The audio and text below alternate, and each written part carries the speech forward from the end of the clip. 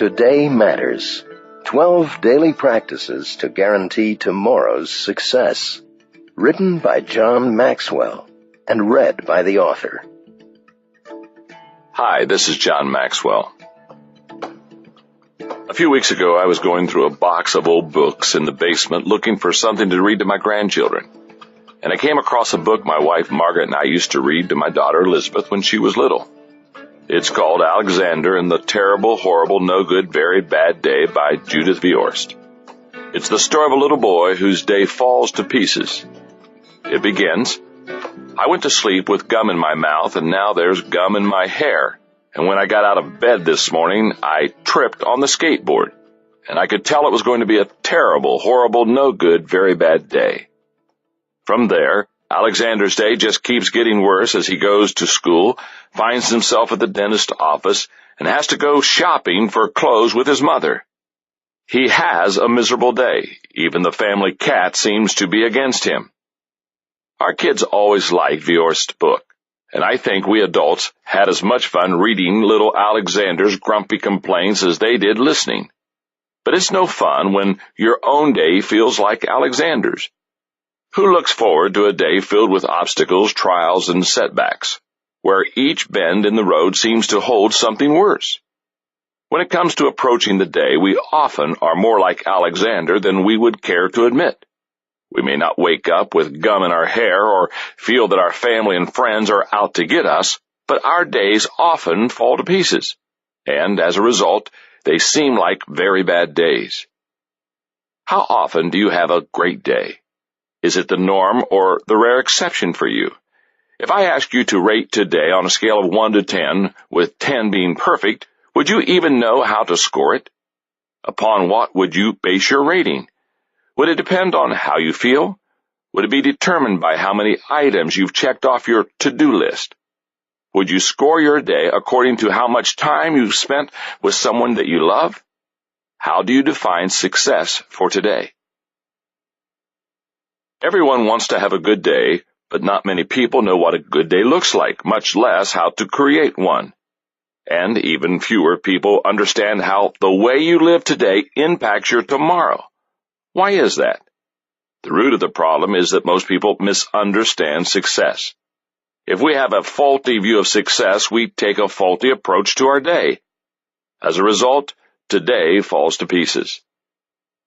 Listen to these common misconceptions concerning success and the responses that often go with them. We believe success is impossible, so we criticize it. Psychiatrist M. Scott Peck opened his best-selling book, The Road Less Traveled, with the words, "Life is difficult." He went on to say, "Most do not fully see this truth that life is difficult. Instead, they moan more or less incessantly about the enormity of their problems, their burdens, and their difficulties, as if life were generally easy, as if life should be easy. Because we want to believe life should be easy, we sometimes assume anything that's difficult must be impossible.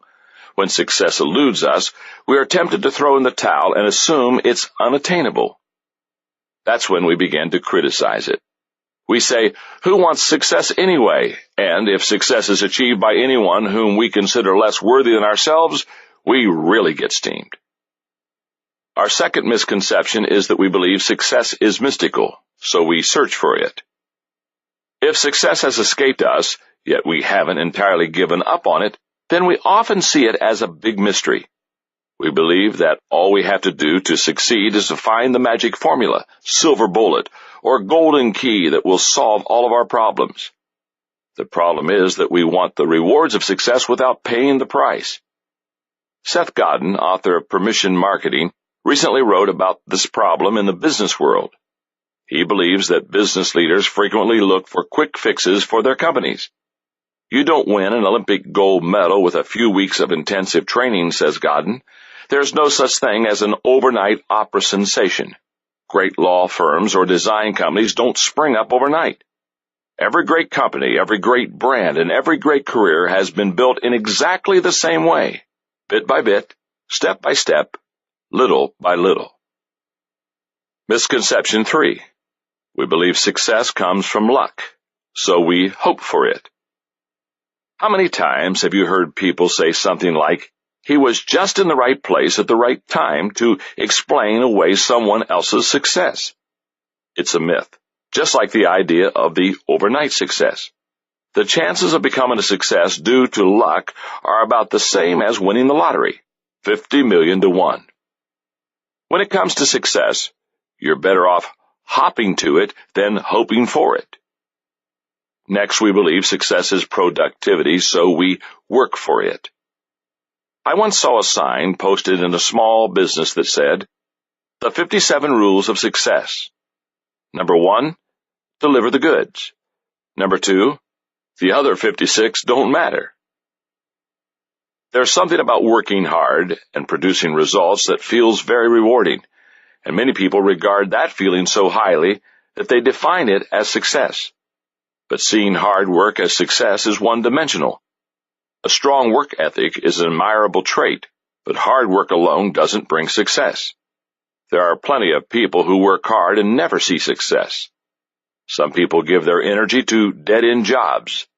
Others work so hard that they neglect important relationships, ruin their health, or burn out. Success may not come to those who don't work hard, but hard work and success are not one and the same.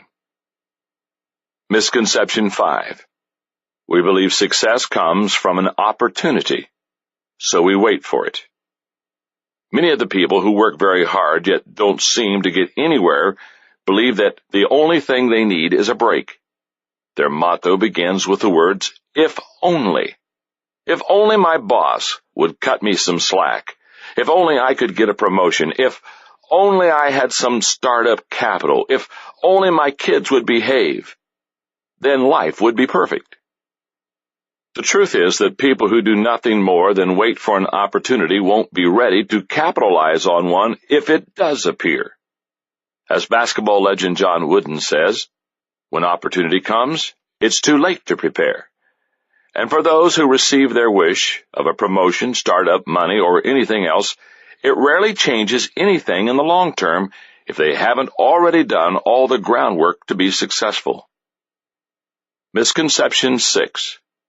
We believe success comes from connections, so we network for it. People who believe in connections think they would have it made if only they would have been born into the right family, or they think their fortunes would suddenly improve if they met the right person. But connections alone will neither improve the life of someone who is off track nor guarantee success. If they did, the children of every successful business person would have it made, and the siblings of every U.S. president would be highly successful. But you know that is not true. Remember Billy Carter? Another misconception is that we believe success comes from recognition, so we strive for it. In your profession, is there a sure sign that you've made it? Would your peers be impressed if you were recognized by Fortune magazine, became a chess grand champion, or won the Lombardi Trophy? Or do you picture yourself accepting the Pulitzer Prize, Fields Medal, or Nobel Prize? In France, a nation of food lovers where chefs receive the highest honors, one of the highest marks of recognition anyone can receive is a 3-star rating for his restaurant from the Michelin Guide. At present, only 25 restaurants in all of France hold that honor. One of them is an establishment in the Burgundy region owned by Bernard Loiseau called the Côte d'Or. For decades, Chef Loiseau was said to be obsessed with creating the perfect restaurant and receiving the highest rating awarded by Michelin. He worked tirelessly. It takes great work to earn even a 2-star rating, but Loiseau achieved it in 1981. And then he worked harder. He perfected each dish on his menu, he improved the restaurant's service, and he went $5 million in debt to improve and expand his facility. And finally, in 1991, he received his 3rd star. He had accomplished what only a handful of others could. "We are selling dreams," he once said. "We are merchants of happiness." But the recognition he received didn't keep him happy. In the spring of 2003, after the lunch service, he committed suicide by shooting himself. He didn't warn anyone, nor did he leave a note. Some say he was disconsolate because his rating in another restaurant guide had fallen from 19 to 17 out of 20.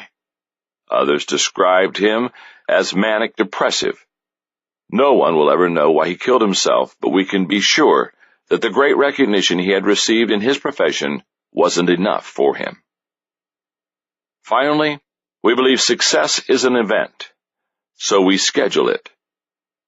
I've dedicated more than 30 years of my life to speaking at events and putting on conferences to help people be more successful and become better leaders. But I'm very realistic about the limited impact an event can make in a person's life, and I frequently remind conference attendees of those limitations. Events are great places for receiving inspiration and encouragement. They often prompt us to make important decisions to change, and they can even provide knowledge and tools to get us started. However, real sustainable change doesn't happen in a moment. It's a process.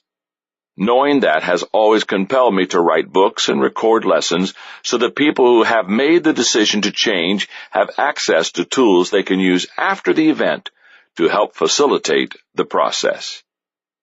We use that process orientation at Equip, the nonprofit organization I founded in 1996, with the goal of training and resourcing 1 million leaders overseas. We don't simply drop in, put on an event, and disappear. We use a 3-year strategy. We begin by translating books and lessons into the local language. After the first teaching event, we give leaders books and tapes to use for their ongoing growth. And teams go back to the country every 6 months to teach more skills and follow up with leaders. Don't get me wrong, events can be very helpful, as long as we understand what they can and cannot do for us. I want to encourage you to attend events that can be catalysts for change in your life. Just don't expect them to suddenly bring you success. Growth comes from making decisions and following through on them. And that's what this book is all about. If we want to do something with our lives, then we must focus on today. That's where tomorrow's success lies. But how do you win today? How do you make today a great day instead of one that falls to pieces? Here's the missing piece. The secret of your success is determined by your daily agenda. When I talk about your daily agenda, I don't mean your to-do list, nor am I asking you to adopt a particular kind of calendar or computer program to manage your time. I'm focusing on something bigger. I want you to embrace what may be a whole new approach to life. You will never change your life until you change something you do daily. You see, success doesn't just suddenly occur one day in someone's life. For that matter, neither does failure. Each is a process. Every day of your life is merely preparation for the next. What you become is the result of what you do today. In February of 2003, I was privileged to spend some time with one of my idols, John Wooden, UCLA's Hall of Fame basketball coach. One of Wooden's sayings provides the missing piece for how we should handle today. He frequently exhorted his players to make each day their masterpiece. He wrote, "When I was teaching basketball, I urged my players to try their hardest to improve on that very day, to make that practice a masterpiece. Too often we get distracted by what is outside our control. You can't do anything about yesterday. The door to the past has been shut and the key thrown away. You can do nothing about tomorrow. It is yet to come. However, tomorrow is in large part determined by what you do today. So make today a masterpiece." This rule is even more important in life than in basketball. You have to apply yourself each day to become a little better. By applying yourself to the task of becoming a little better each and every day over a period of time, you will become a lot better. Only then will you be able to approach being the best you can be. Isn't the idea of making today a masterpiece appealing? The question is, how? What does it take? I believe there are 2 ingredients necessary to make every day a masterpiece: decisions and discipline. They are like 2 sides of the same coin. You could call them goal-setting and goal-getting, and they can't be separated because one is worthless without the other. I say that because good decisions minus daily discipline equal a plan without a payoff. Daily discipline minus good decisions equal regimentation without reward. Good decisions plus daily discipline equal a masterpiece of potential. Time is like a block of marble. Give a block of marble to an average person and you end up with a block of marble. But put it in the hands of a master sculptor and watch what happens. The sculptor looks at it with an artist's eye. First, he makes decisions about what it will be. Then he practices the disciplines of his craft until he has transformed lifeless stone into a masterpiece. I believe you and I can become like the sculptor. We can learn to become master craftsmen of our lives. You begin to build a better life by determining to make good decisions, but that alone is not enough. You need to know what decisions to make. I've given the subject a lot of thought, talked to many successful people, and narrowed down the list of critical areas for success to 12. I call them the Daily Dozen. Number 1, attitude. Choose and display the right attitudes daily. Number 2, priorities. Determine and act on important priorities daily. Number 3, health. Know and follow healthy guidelines daily. Number 4, family. Communicate with and care for my family daily. Number 5, thinking. Practice and develop good thinking daily. Number 6, commitment. Make and keep proper commitments daily. Number 7, finances. Make and properly manage dollars daily. Number 8, faith. Deepen and live out my faith daily. Number 9, relationships. Initiate and invest in solid relationships daily. Number 10, generosity. Plan for and model generosity daily. Number 11, values. Embrace and practice good values daily. And number 12, growth. Seek and experience improvements daily. Before going any further, I need to make something clear. Please don't let the length of the list bother you. What I'm suggesting is that you take some time to think through these areas and make a major decision in each that will be lifelong. You can settle an issue once and for all, and you won't have to revisit it daily. The most successful people in life are the ones who settle their critical issues early and manage them daily. The earlier you settle the critical issues of your life, the greater your potential for success. The first ingredient of success, making good decisions, has no real value without the second, which is practicing good discipline. Let's face it, everyone wants to be thin, but nobody wants to diet. Everyone wants to live long, but not many people want to exercise. Everybody wants money, yet few want to work hard. Successful people conquer their feelings and form the habit of doing things unsuccessful people do not like to do. The bookends of success are starting and finishing. Decisions help us start. Discipline helps us finish. Most people want to avoid pain, and discipline is often painful. But we need to recognize that there are really two kinds of pain when it comes to our daily conduct. There's the pain of self-discipline and the pain of regret. Many people avoid the pain of self-discipline because it's the easy thing to do. What they may not realize is that the pain of self-discipline is momentary, but the payoff is long-lasting.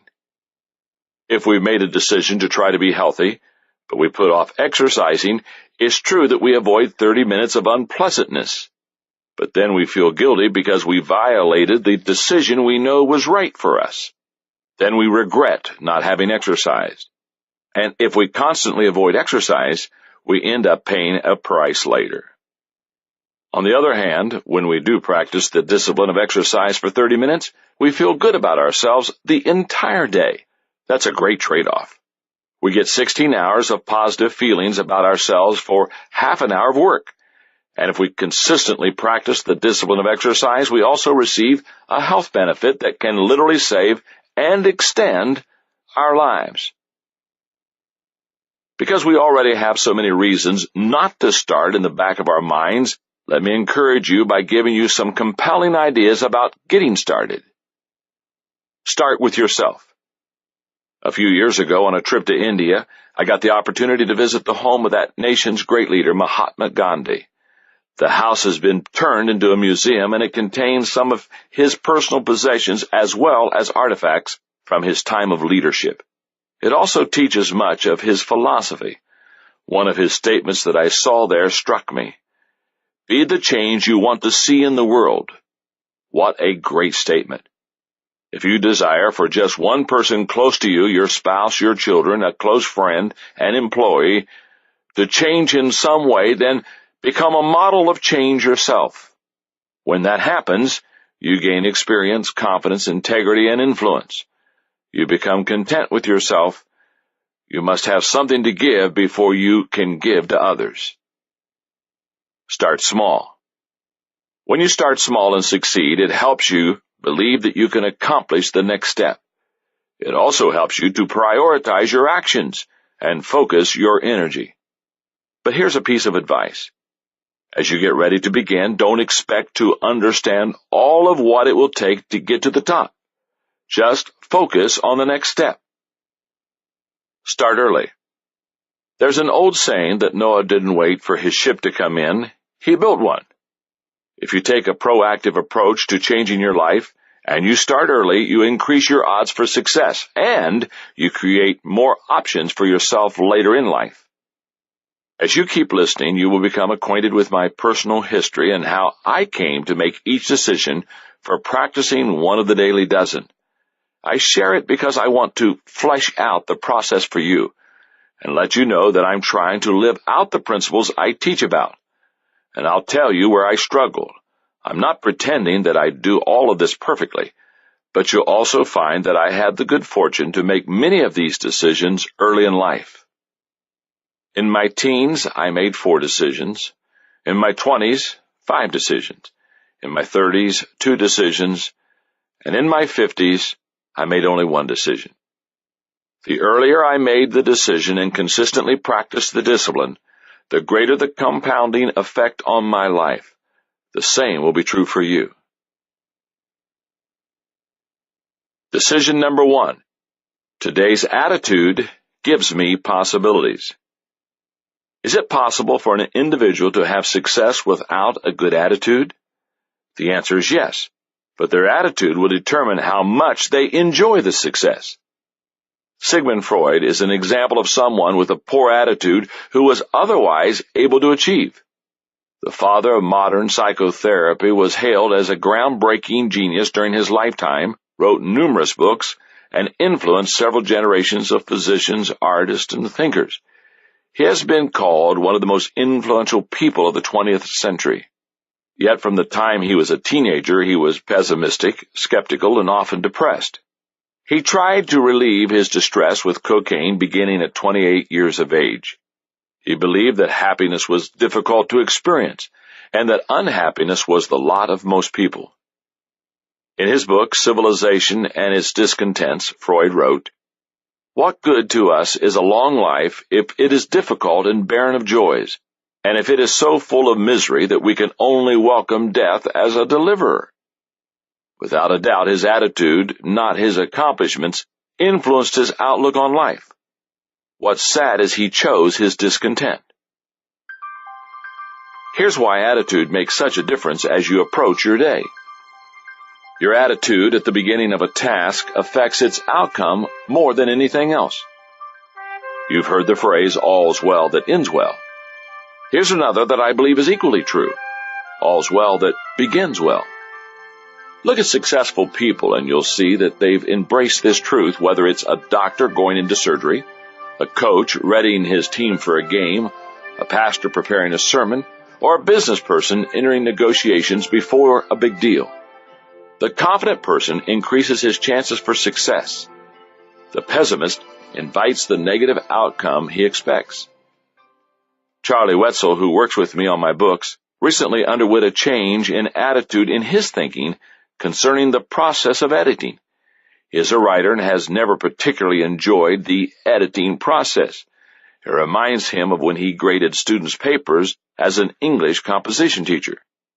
Recently, when we were working on my book, There's No Such Thing as Business Ethics, He received the edited manuscript from the publisher and was asked to review it, check the editor's changes, and verify facts. It's a process he normally hates because he thinks it takes time away from the writing he should be doing. But this time he decided to change his attitude as he approached the task. Rather than performing the task in short blocks of time during afternoons, because mornings are prime writing times, he blocked off an entire week just for editing, and he looked at the task as an opportunity to refine the manuscript and take it to the next level. As a result, the job was more enjoyable and the results were more effective. When you approach a task, especially an important one you don't relish, fix your mind on the facts, not on your feelings. Focus on the possibilities, not the problems. That will put your attitude on the right track. And if it starts on the right track, it's more likely to end up at the right destination. Your attitude can give you a winner's perspective.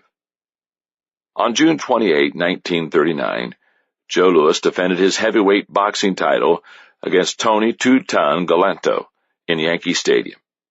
Galento wasn't a particularly talented fighter, but he could take a punch and he was a big hitter. In the second round, Louis knocked Galento down and seemed to be controlling the fight. But in the third round, Galento knocked the champ down. Louis immediately jumped back to his feet and went after his opponent. When Louis went to his corner, his trainer chastised him. "You know you're supposed to take a full count when you go down. Why didn't you stay down for 9? "What?" answered Louis, "and give him a chance to rest?" Louis pummeled Galento so badly in the fourth round that the referee stopped the fight. In today's competitive culture, everybody is looking for an edge. Top athletes and top business people alike know that all things being equal, attitude wins. But this is also true. All things not being equal, attitude sometimes still wins. Possessing a great attitude is like having a secret weapon. Your attitude is contagious. One of my mentors, Fred Smith, once told me that there are 2 kinds of people in any organization: polluters and purifiers. Polluters are like smokestacks, belching out dirty smoke all the time. They hate clear skies, and no matter how good it gets, they can find a way to make it gloomy. When the people around them in the organization breathe their toxins, they feel sicker and sicker. Purifiers, on the other hand, make everything around them better. It doesn't matter what kind of rotten atmosphere they encounter. They take in the toxic words of polluters in the organization just as everyone else does, but they filter the words before passing them on. What goes in may be gloomy and negative, but when it comes back out, it's fresh and clear. When you spend time with others, do they walk away feeling better or worse? Do you clear the air, giving them a fresh perspective and positive encouragement, or do they go away feeling gloomy? Watch how people respond to you, and you'll know which kind of a person you are. I discovered the importance of attitude in 1964 when I was 17 years old. My high school basketball coach, Don Neff, took me aside at the beginning of my senior season and told me that he wanted me to be the captain of the team. I was excited, but I was also a little surprised because I knew that my teammate, John Thomas, was a better player than I was. But then Coach Neff said something that explained it. "John," he said, "you have the best attitude on the team, and it influences the other players." Just a few weeks later, I was named Citizen of the Month at my school. Why? Once again, it was because of my attitude. My teachers said they loved my attitude. Then it sank in.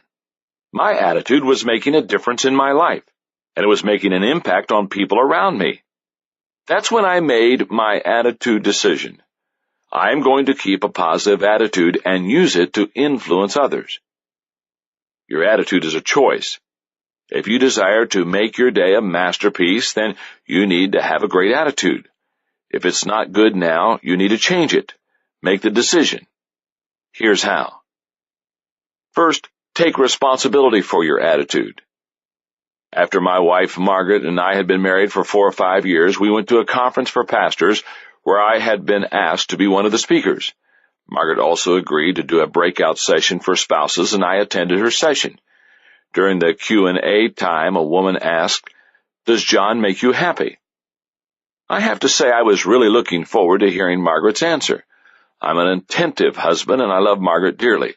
What kind of praise would she lavish on me? Does John make me happy, she considered. No, he doesn't. I looked to see where the closest exit was.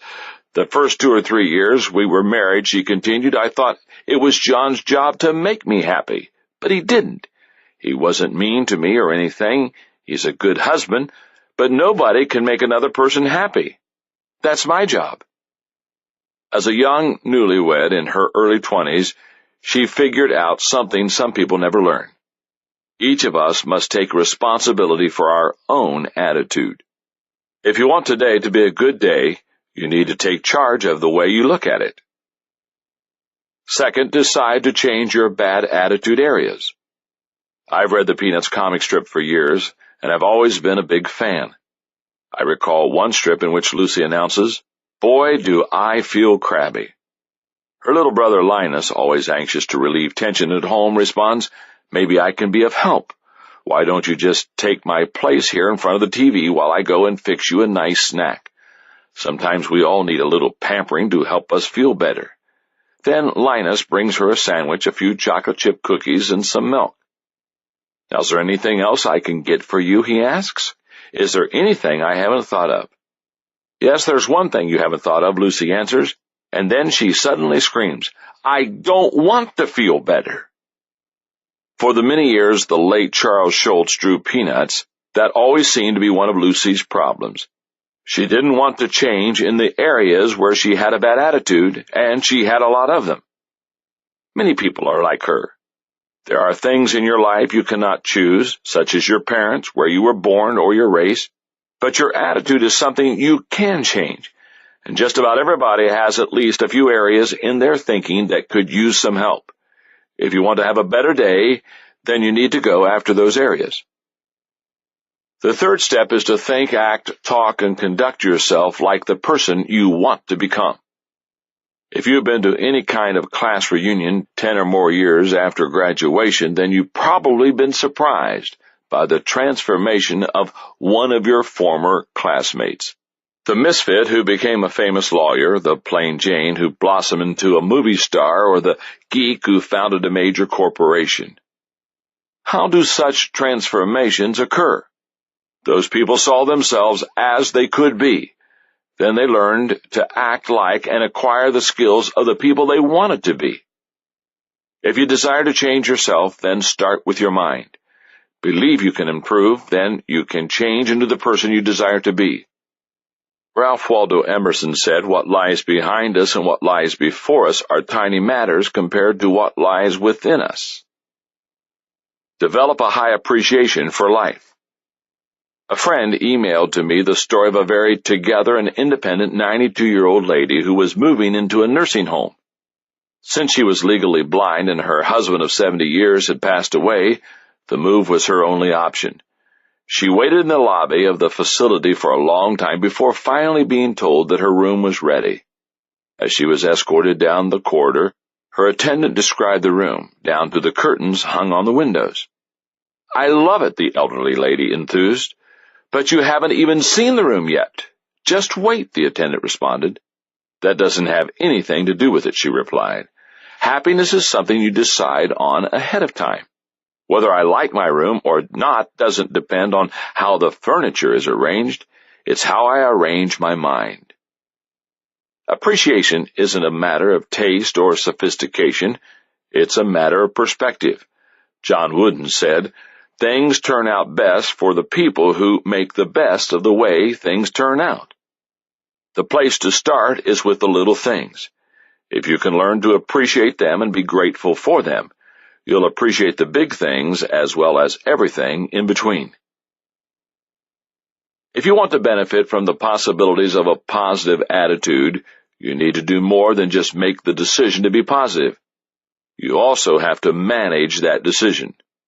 For me, in the area of attitude, it means one thing. Every day, I will make the adjustments necessary to keep my attitude right. If this is new territory for you, you may be wondering how to do it. Here are some guidelines to help you on your way. Recognize that your attitude needs daily adjustment. I've discovered that a person's attitude does not naturally or easily stay positive. For example, a lifelong attitude weakness I've had is my impatience with people, and I still fight it. Every day I ask myself, have I been impatient with someone? When I have, I apologize to the person. I've had to do that more times than I'd like to admit. Like any discipline, your attitude will not take care of itself. That's why it needs to be attended to daily. The stronger your natural inclination to be pessimistic or critical, the more attention your attitude will need. Begin each day with an attitude check, and watch for red flags signaling that your attitude might be in trouble. Find something positive in everything. Not long ago, I came across a prayer that I thought was wonderful. It said, "Dear Lord, so far today I am doing all right. I have not gossiped, lost my temper, been greedy, grumpy, nasty, selfish, or self-indulgent. I have not whined, cursed, or eaten any chocolate. However, I am going to get out of bed in a few minutes, and I will need a lot more help after that. Amen." It may not always be easy, but if you try hard enough, you can find something good, even in the midst of difficult situations. Find someone positive in every situation. Nothing helps a person to remain positive like having an ally. The world is filled with negative people. In fact, they often flock together. But positive people are everywhere too. You'll often find them soaring above the negative people like eagles. When you do, seek them out. If you're having a hard time, get close and draft behind them the way racers do. If they're having difficulty, you be the one to go out front and make things easier. Two positive people are much better at fighting off the blues than someone going it alone. Remove negative words from your vocabulary. My father retired in his mid-70s, but he has spent his entire life in public speaking. When I was a kid, he used to pay my brother Larry and me 10 cents for every grammar mistake we found him making when he was preaching. You can do a similar kind of thing when it comes to your attitude.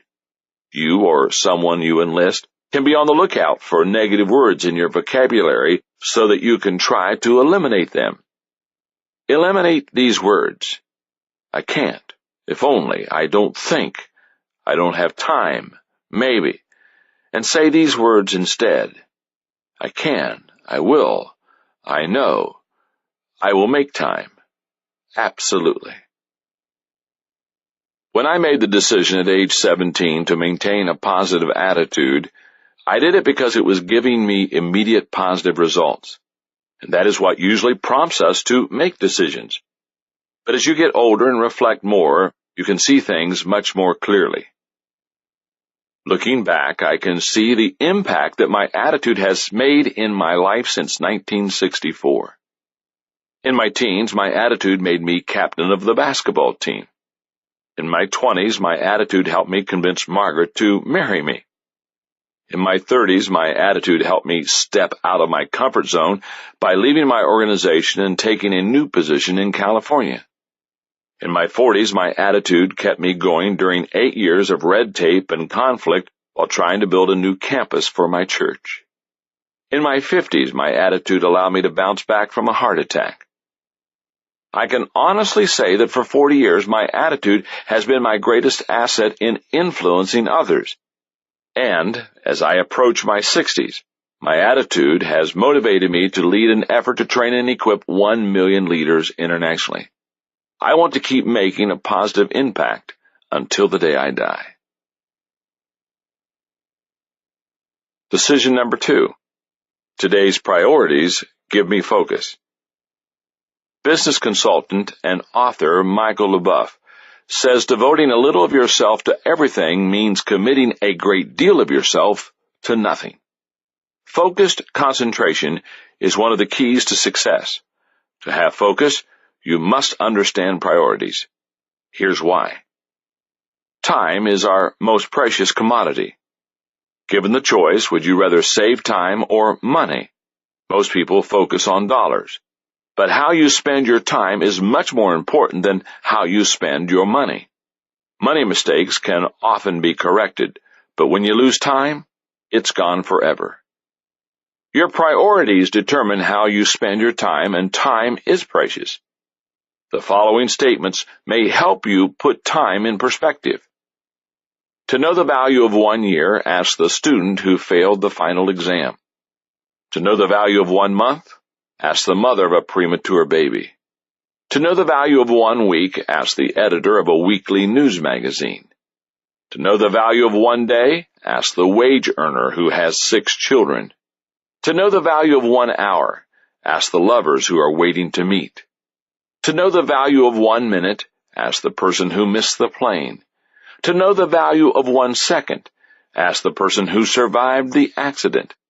And to know the value of 1 millisecond, ask the Olympic silver medalist.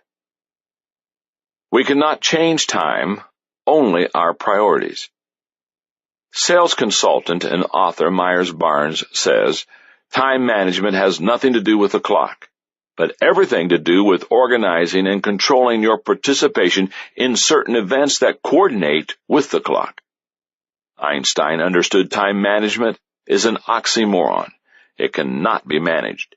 You can't save time, lose time, turn back the hands of time, or have more time tomorrow than today. Time is unemotional, uncontrolled, unencumbered. It moves forward regardless of circumstances, and in the game of life creates a level playing field for everyone. Since you can't change time, you must instead change your approach to it. We cannot do everything. There was a time in my life when I thought I could do everything, but I was very young, energetic, and naive. Chinese author and philosopher Lin Yutang said, "Besides the noble art of getting things done, there is the noble art of leaving things undone. The wisdom of life consists of the elimination of non-essentials." You can have anything you want, but you cannot have everything you want. You have to choose. Excellence comes from doing the right things right.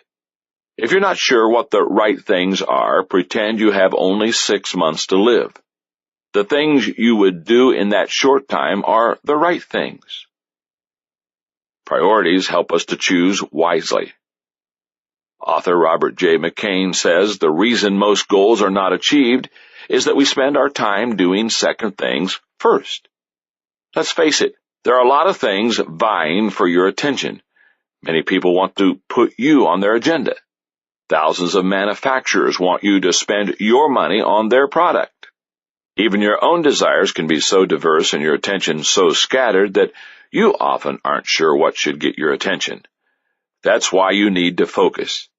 To be successful, you can't just run on the fast track, instead run on your own track. People who reach their potential and fulfill their dreams determine and act on their priorities daily. When I first graduated from college and began my career, I was not working according to my own agenda. Back in the 1960s, when I studied for the ministry, the majority of my coursework had prepared me to do counseling and administration. So when I began working in 1969, guess what I spent most of my time doing? That's right, counseling and administration. Nothing could have been farther from my natural gifts or my natural inclinations. Despite much hard work, I was neither fulfilled or effective. Because I wanted to improve myself and pick up skills I didn't learn in college, in 1971 I began working on a business degree. While reading for one of the courses, I came across a paragraph written about Italian economist Vilfredo Pareto. It contained information about prioritizing called the Pareto principle. It said that by focusing your attention on the top 20% of all your priorities, you would get an 80% return on your effort. That was my eureka moment. That's when I made this decision. I will prioritize my life and give focus and energy to those things that give the highest return. From the moment I made that decision, I have been a practitioner of the Pareto principle, and I have taught it to others for 33 years. If you want to change the way you look at yourself and what you do by making a decision concerning your priorities, then do the following. Take back today. Poet Carl Sandburg said, "Time is the most valuable coin in your life. You and you alone will determine how that coin will be spent. Be careful that you do not let other people spend it for you." Your greatest possession is the 24 hours you have directly ahead of you. How will you spend it? Will you give in to the pressure or focus on priorities? Will you allow pointless emails, unimportant tasks, telemarketers, interruptions, and other distractions to consume your day? Or will you take complete responsibility for how you spend your time, take control of the things you can, and make today yours? If you don't decide how your day will be spent, someone else will. No daily dozen issue has added more to my success than the principle of priorities. When I discovered that I needed to change my approach to my day and my career, I started by asking myself 3 critical questions. Number 1, what is required of me? Any realistic assessment of priorities in any area of life must start with a realistic assessment of what a person must do. For you to be a good spouse or parent, what is required of you? To satisfy your employer, what must you do? When ordering priorities, always start with the requirement question and give it careful thought before moving on to the next question. Number 2, what gives me the greatest return? As you progress in your career, you begin to discover that some activities yield a much higher return for the effort than others do. The next place to focus your attention is on those high-return activities. Question number 3, what gives me the greatest reward? If you do only what you must and what is effective, you will be highly productive, but you may not be content. I think it's also important to consider what gives you personal satisfaction. However, I find that some people want to start with the reward question and go no further than that. No one can be successful who doesn't possess the discipline to take care of the first 2 areas before adding the third. It was a great day in my church when I stopped counseling people and stopped getting bogged down in administrative details. But finding my strength zone took some time and exploration. If you don't already have a good handle on your strengths, then you may want to explore some of these suggestions. They're based on what I did to find mine. Trial and error. Nothing teaches you more than your successes and failures. Anytime something seems to be all trial and you make a lot of mistakes, it's probably time to move on. But you've got to take the risk of failing to find your successes. Next, consider the counsel of others. Asking others to evaluate your effectiveness is not always fun, but it is always helpful. Be sure to choose people who don't have an agenda other than to help you. Then take personality tests. Evaluations, such as DISC, Florence Littauer's personality profile, and Myers-Briggs, can be very helpful. They will help to clarify some of your natural inclinations and to reveal some strengths and weaknesses you aren't aware of. Finally, examine your personal experience. You really get a feel for how well you do something by doing it repeatedly. Just remember this: experience isn't always the best teacher. Evaluated experience is.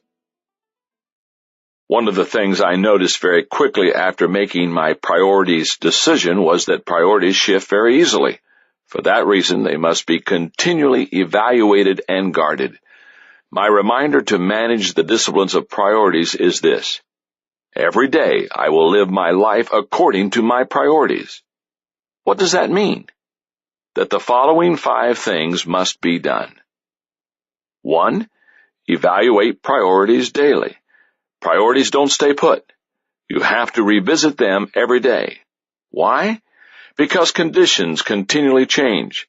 So do methods of getting things done. Your values, once defined, are going to be steady. You will be able to rely on them. But how you carry them out needs to be flexible. Number 2, plan your time carefully. According to a survey taken by Daytimers, Inc., only 1/3 of American workers plan their daily schedules, and only 9% follow through and complete what they planned. If you want to be effective, you must be able to make the transition to planning. I plan my calendar 40 days at a time. But when I get ready to approach a day, I have the whole thing laid out, hour by hour. It's a rare day that I get up in the morning wondering what I will be doing that day, even when on vacation. Number 3, follow your plan. According to time management expert Alec McKinsey, surveys show that most executives don't get to their most important task until mid-afternoon. Why? Most finished off low-priority tasks so that they could have a sense of accomplishment. If you prioritize your life and plan your day but don't follow through, your results will be the same as those of someone who didn't prioritize at all. Number 4, delegate whenever possible. How do you find the right standard for delegation? When is it right to hand something off, and when is it right to hold on to it? Here's the guideline I use. If someone else can do a task I'm doing 80% as well as I do, then I hand it off. And if I do a good job of motivating, encouraging, and rewarding them, then they will only get better. Number 5, invest in the right people daily. How do you decide whom to spend time with? Certainly you want to treat everyone with respect and try to have a good, positive relationship with everyone, but you should not spend time with everyone equally. Here's what I use to evaluate where to invest my time. Value to the team, natural ability, responsibility, timing, potential, and mentoring fit. I am grateful that I learned to prioritize my life early in my career. No decision I've made has had as great an impact on my life and career. Here's how. In my 20s, my priorities took away the guilt of not doing everything. In my 30s, my priorities helped me separate my strengths from my weaknesses. In my 40s, my priorities gave me a high return on my work. In my 50s, my priorities allow me to staff according to my weaknesses. If you want to increase your focus and become effective on a level you've never experienced before, then make a decision to prioritize your life and manage the discipline of priorities every day. Anytime people reach the highest level in their profession, you can be sure that priorities have been very important to them. That was certainly the case of Betsy Rogers, a teacher in Leeds, Alabama, who became the 2003 National Teacher of the Year. Rogers can't remember a time when she didn't want to be a teacher. It was in her blood and in her family. Her grandmother taught in rural Alabama beginning when she was only 16 years old. Both her grandmother's sisters followed her into the profession, and Rogers' mother taught Sunday school for 50 years. So when she went off to college, she naturally studied to become a teacher too. I wanted to change the world for them, says Rogers. It took me several years to realize I could not change the world in which my students lived. But by understanding that school was the best place for some of my children, I became committed to making my classroom a place where students feel safe, as well as creating an environment that provides joy to those with unfortunate lives. Rogers began teaching in 1974, immediately after finishing her degree. She took 6 years off to take care of her sons until they were school age, but she knew that as soon as they were old enough, she would be back in the classroom. And being connected in the community where she would teach was a priority. So in the early 1980s, she and her husband bought an abandoned farm near her school. Rogers says, "When my husband and I moved our family from a more affluent neighborhood to Leeds 21 years ago, our purpose was to raise our children in an environment with a more diverse population with a rural background. Many of my colleagues did not believe it was beneficial to live in a community where you teach, but I have found this relationship with the Leeds community to be very rewarding and productive. By living and working in Leeds, I truly became a stakeholder in the community." By making that community connection a priority, she has been better able to help her students. She reaches out to parents, has students over to her house, and attends many of their extracurricular activities. "We should be very proud of our profession," she says, "and we need to be models. We shouldn't lose sight of the fact that we have impact that we may never see." Because Rogers is focused, she is constantly improving and working to reach her potential in her profession. She believes that teachers must model a dedication to lifelong learning. And she doesn't just give lip service to it. When both her sons were in college, she went back to school herself. She has since earned 3 graduate degrees in 1998, 2000, and 2002. As National Teacher of the Year, she will be expected to spend a year visiting schools and serving as an international spokeswoman for education.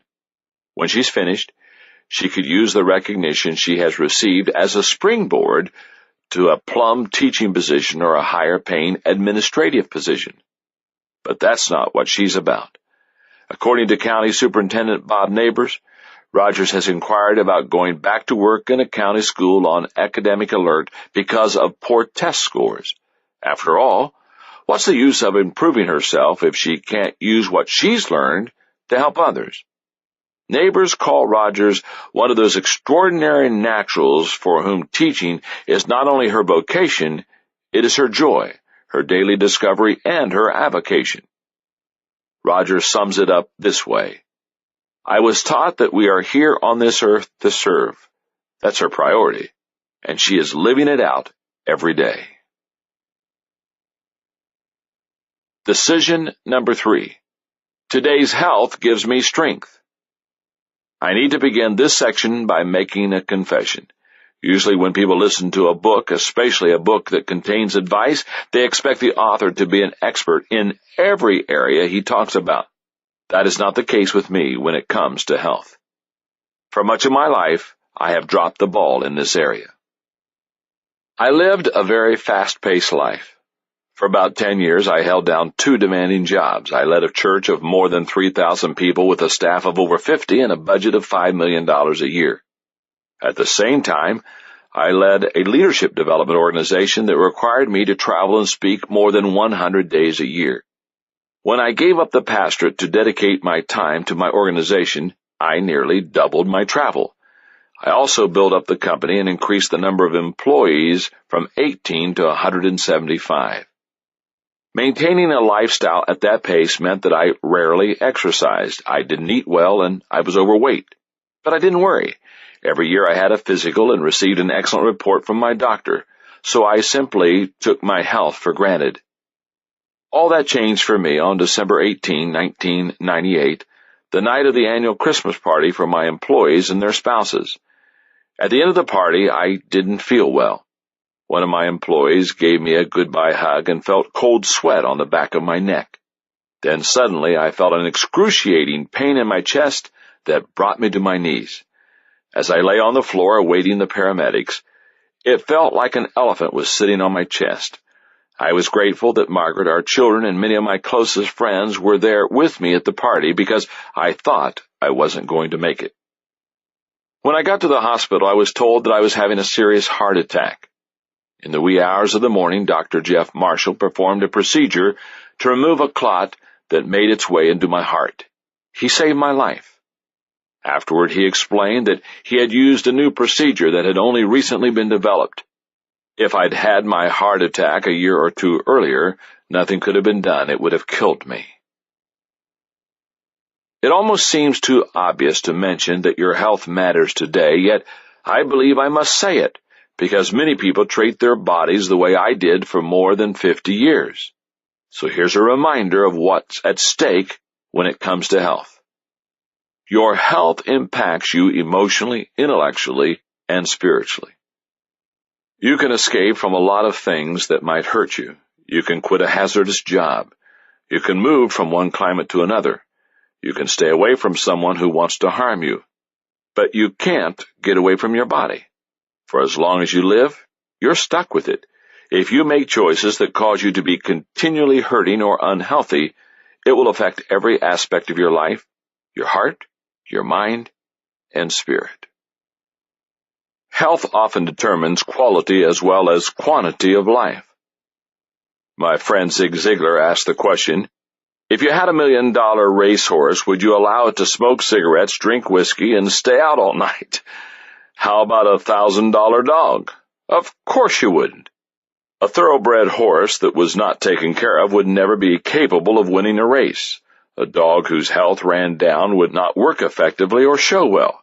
The real question is, if you wouldn't allow your animals to do such things, then why would you allow yourself to? It's easier to maintain good health than to regain it. People are funny. When they are young, they will spend their health to get wealth. Later, they will gladly pay all they have trying to get their health back. I fell into a similar trap, even though I wasn't trying to accumulate wealth. I was driven by a sense of mission and the desire to achieve. That caused me to make a number of costly mistakes. I was arrogant about my health. I thought because I felt good, I was healthy. I worked too hard, I did not exercise enough, and I didn't listen to loving friends who tried to warn me about my lifestyle. As I recovered from my heart attack in the hospital, I felt very fortunate to be alive.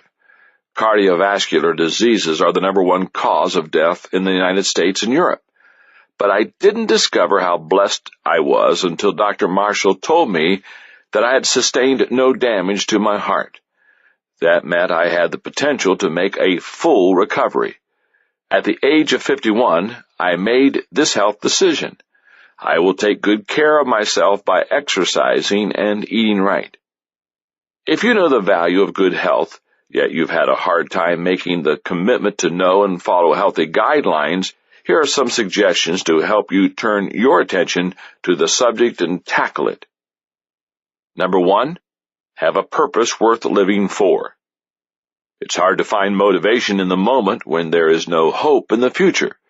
A sense of purpose helps a person to make a decision to change and then to follow through with the discipline required to make that change permanent. I found that to be true after my heart attack. A friend who spent a lot of time with me during my recovery saw me pass on desserts time after time, something that was not characteristic of me, and finally he asked, "Have you lost your craving for desserts?" "No," I answered, "but my craving for life is greater." #2, do work you enjoy. One of the greatest causes of debilitating stress in people's lives is doing jobs they don't enjoy. It's like comedian Lily Tomlin said, "The problem with the rat race is that even if you win, you're still a rat." I believe 2 major frustrations contribute to that stress. The first is doing work you don't think is important. If you do work that you believe adds no value to yourself or to others, you quickly become demoralized. To remain healthy, your work must be in alignment with your values. Another reason some people don't like their work is because they do jobs that keep them in an area of weakness. Nobody can do that long and succeed. For example, most people hate the thought of public speaking. How would you like to get up in front of an audience and speak to them every day? That's some people's #1 fear. One of the ways you can tell you're working in an area of strength is that it actually gives you energy. Even if you are in the early stages of your career or are starting out on a new venture and you're not very good at something you're doing, you can still tell it's an area of strength by paying attention to how you respond to your failures. Mistakes that challenge you show your areas of strengths. Mistakes that threaten you show areas of your weaknesses. #3, find your pace. Part of taking care of yourself includes finding and maintaining the pace that's right for you. If you take life more slowly than your energy level is capable of, you can become lazy. If you continually run at a pace faster than you are capable, you can burn out. You need to find your balance. Even today, at age 57, I still have a tendency to take on too much and go at a faster pace than is really good for me. There are so many opportunities I want to pursue, books I want to write, and people I want to help. I'm constantly trying to strike a balance between my desire to maintain a healthy pace of life and my drive to accomplish all I can during my lifetime. #4, accept your personal worth. Psychologist Joyce Brothers says, "An individual's self-concept affects every aspect of human behavior. The ability to learn, the capacity to grow and change, the choice of friends, mates, and careers. It is no exaggeration to say that a strong, positive self-image is the best possible preparation for success in life. If your self-image is driving you to do things that negatively impact your health, seek help. Number 5, laugh. Physician Bernie S. Siegel wrote in Peace, Love, and Healing, "I've done the research, and I hate to tell you, but everybody dies. Lovers, joggers, vegetarians, and non-smokers. I'm telling you this so that some of you who jog at 5 a.m. and eat vegetables will occasionally sleep late and have an ice cream cone. We should never take life or ourselves too seriously. Each of us has idiosyncrasies that can cause us to despair or to laugh. For example, when it comes to anything related to tools or technology, I'm clueless. I'm not Mr. Handyman, I'm Mr. Hopeless. I don't let that bother me at all. If you can laugh at yourself loudly and often, you will find it liberating. There's no better way to prevent stress from becoming distress." After meeting with Dr. Marshall following my heart attack, I had a new discipline to manage. Every day I will eat low-fat foods and exercise for at least 35 minutes. He told me that 85% of all heart patients quit their healthy regimen within 6 months. Even though I had not succeeded in this area my first 50 years, I was determined to succeed in it the rest of my life. Margaret and I learned everything we could about heart issues, low-fat diets, and exercise. I became a model of discipline. And in May of 2001, when I visited Dr. Marshall, he congratulated me. "John," he said, "you're doing all the right things. You don't need to consider yourself a heart patient anymore." I wish I would have never heard those words. You see, I love food and I possess a foodaholic bent. Because of that good news I received from Dr. Marshall, I gave myself permission to cheat on my diet once in a while, something I had not done once in 2.5 years. The problem was that I quit managing my life according to the decision I made. I had relaxed my discipline. Once my commitment was less than 100%, I got into trouble. I need to exercise and stay on my diet every day, but I began to slide from every day to most days to some days. I ignored my own teaching that today matters. Neglect enough todays and you'll experience the someday you've wanted to avoid. The good news is that I'm no longer off the wagon. I'm recommitted to my daily discipline. The bad news is that I'm doing only 80% of what I was doing before. Dr. Marshall is trying to help me. He's a good doctor and a good friend, and he knows that sometimes the best medicine is a good kick in the butt.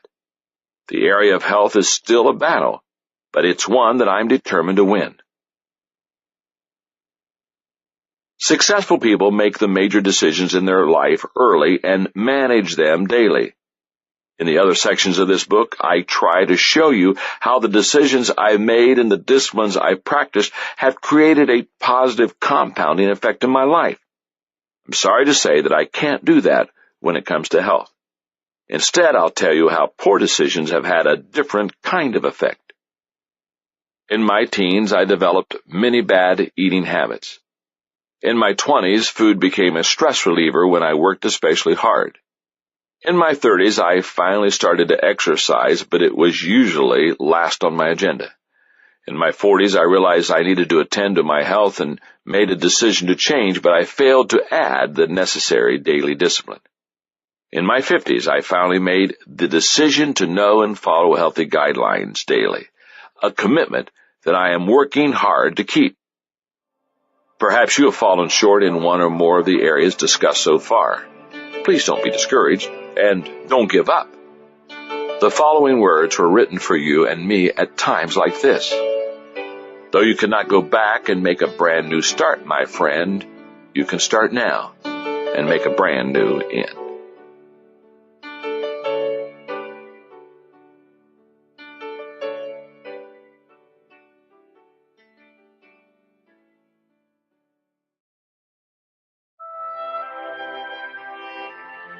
Decision number 4, today's family gives me stability.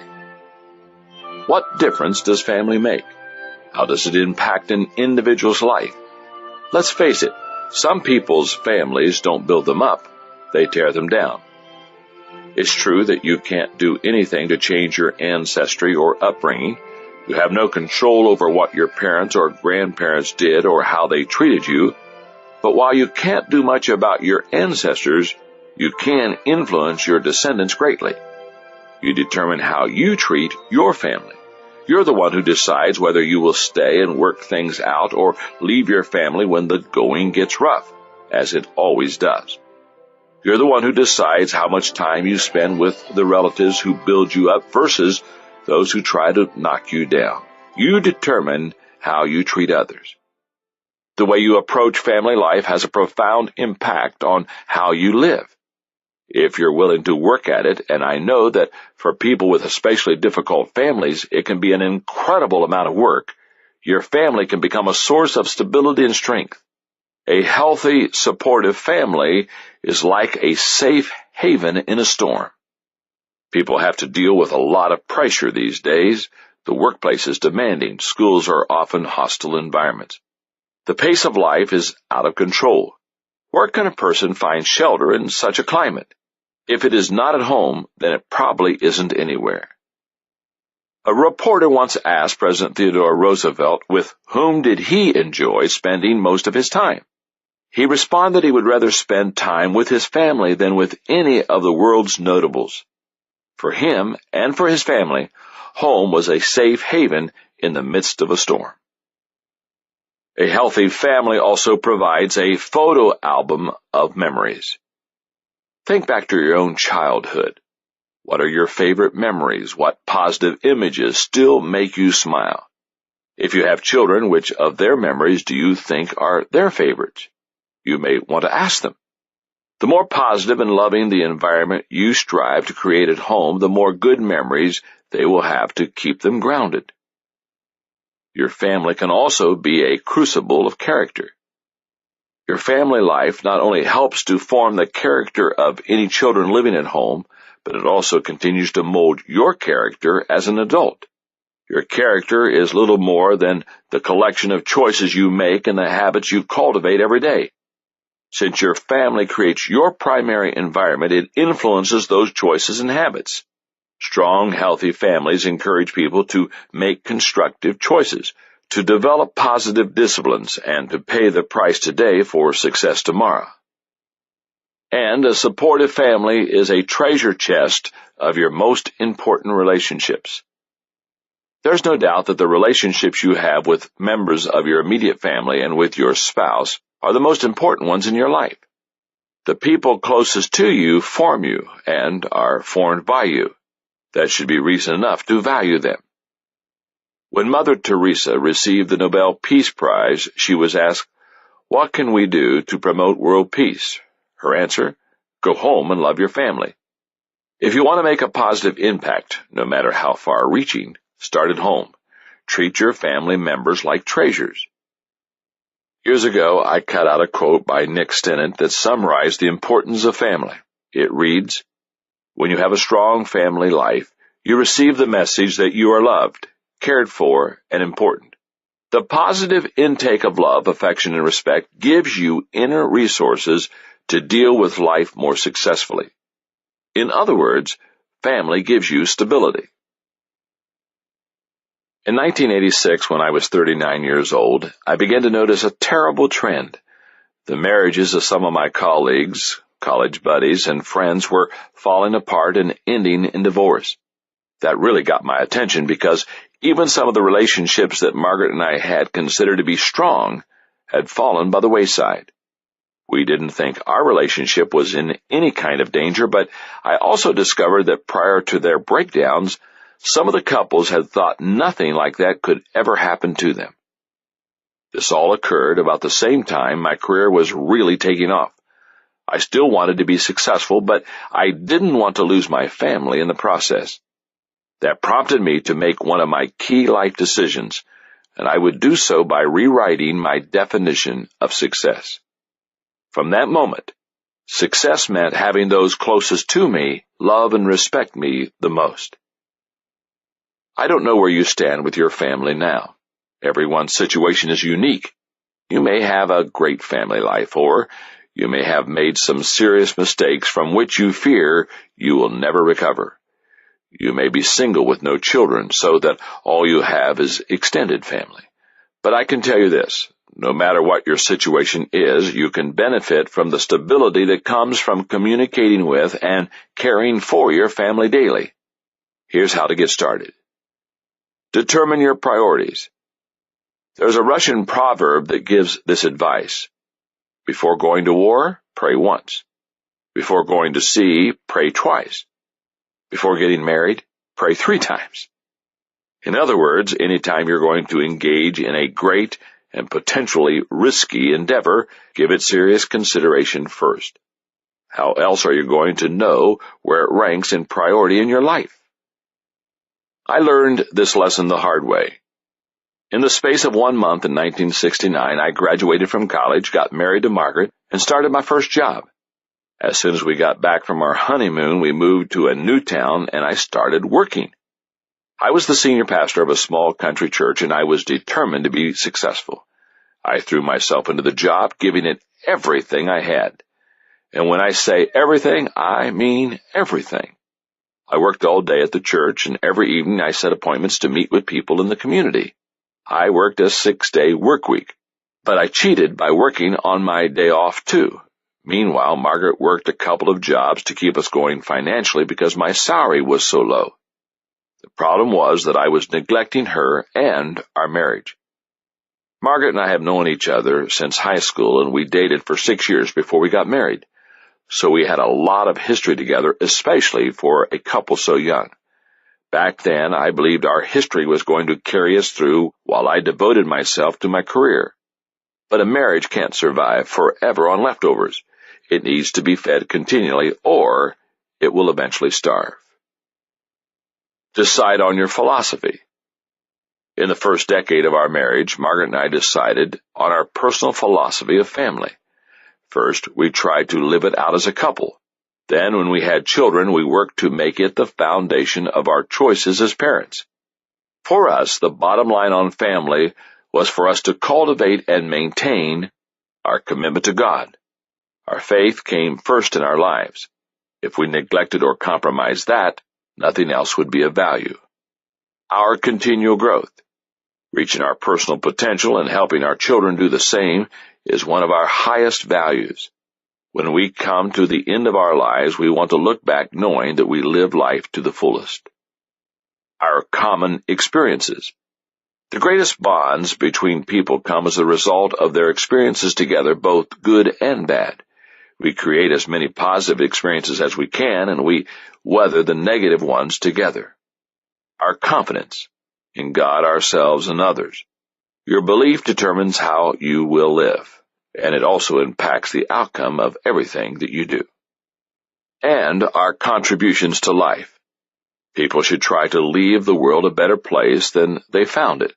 We want to add value not only to the people in our family, but also to every other life we touch. I know that you will want to create your list. Here's my suggestion. Keep it simple. If you come up with a list of 17 things you want to live out, you won't be able to do it. You may not even be able to remember it. Whittle the list down to the non-negotiables. Develop your problem-solving strategy. I think a lot of people go into marriage expecting it to be easy. Maybe they've seen too many movies. Marriage isn't easy. Family isn't easy. Life isn't easy. Expect problems, stay committed, and develop a strategy for getting through the rough times. Some people call family meetings to discuss issues. Others create systems or rules. Use whatever kind of problem-solving strategy works for you. Just be sure that it fosters and promotes 3 things. 1, better understanding. 2, positive change. And 3, growing relationships. The desire to make your family a priority is one thing. Actually, living it out is something else. I found that it's often easier to get the approval of strangers and colleagues than it is to get respect from those who know you best. So I practice this discipline. Every day I work hard on gaining the love and respect of those closest to me. Years ago, when something exciting happened during the day or I heard a bit of interesting news, I'd share it with colleagues and friends. By the time I got home, I had little enthusiasm for sharing it with Margaret.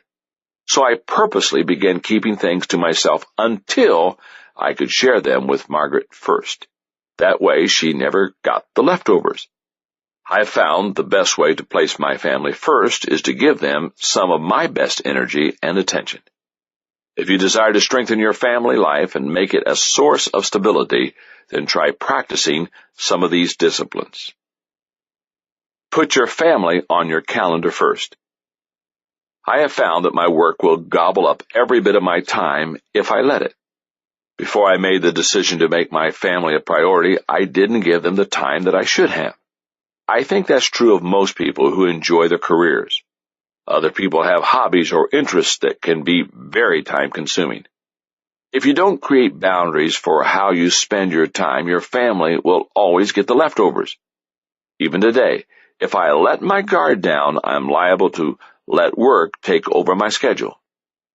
Someone once said that you should never let yourself feel that you ought to be at work when you're with your family, and you should never feel that you ought to be with your family when you're at work. That's a great perspective. If you and your family can figure out and agree on how much time you should spend together, and you protect those times, you should be able to adopt that mindset. Try to create and maintain family traditions. Traditions give your family a shared history and a strong sense of identity. Don't you remember how your family celebrated Thanksgiving as a child, or how about Christmas? The traditions your family kept helped you define who you were and who your family was. Give thought to how you want to enjoy holidays, mark milestones, and celebrate rites of passage in your family. Start by basing traditions on your values. Add others you enjoyed from your childhood. If you're married, include those of your spouse as well. Mix in cultural elements if you want. Build some around your children's interest. Give traditions meaning and make them your own. It's vital to keep your marriage healthy. The relational foundation of any family is a couple's marriage. It sets the tone for the household and is the model relationship that children learn from more than any other.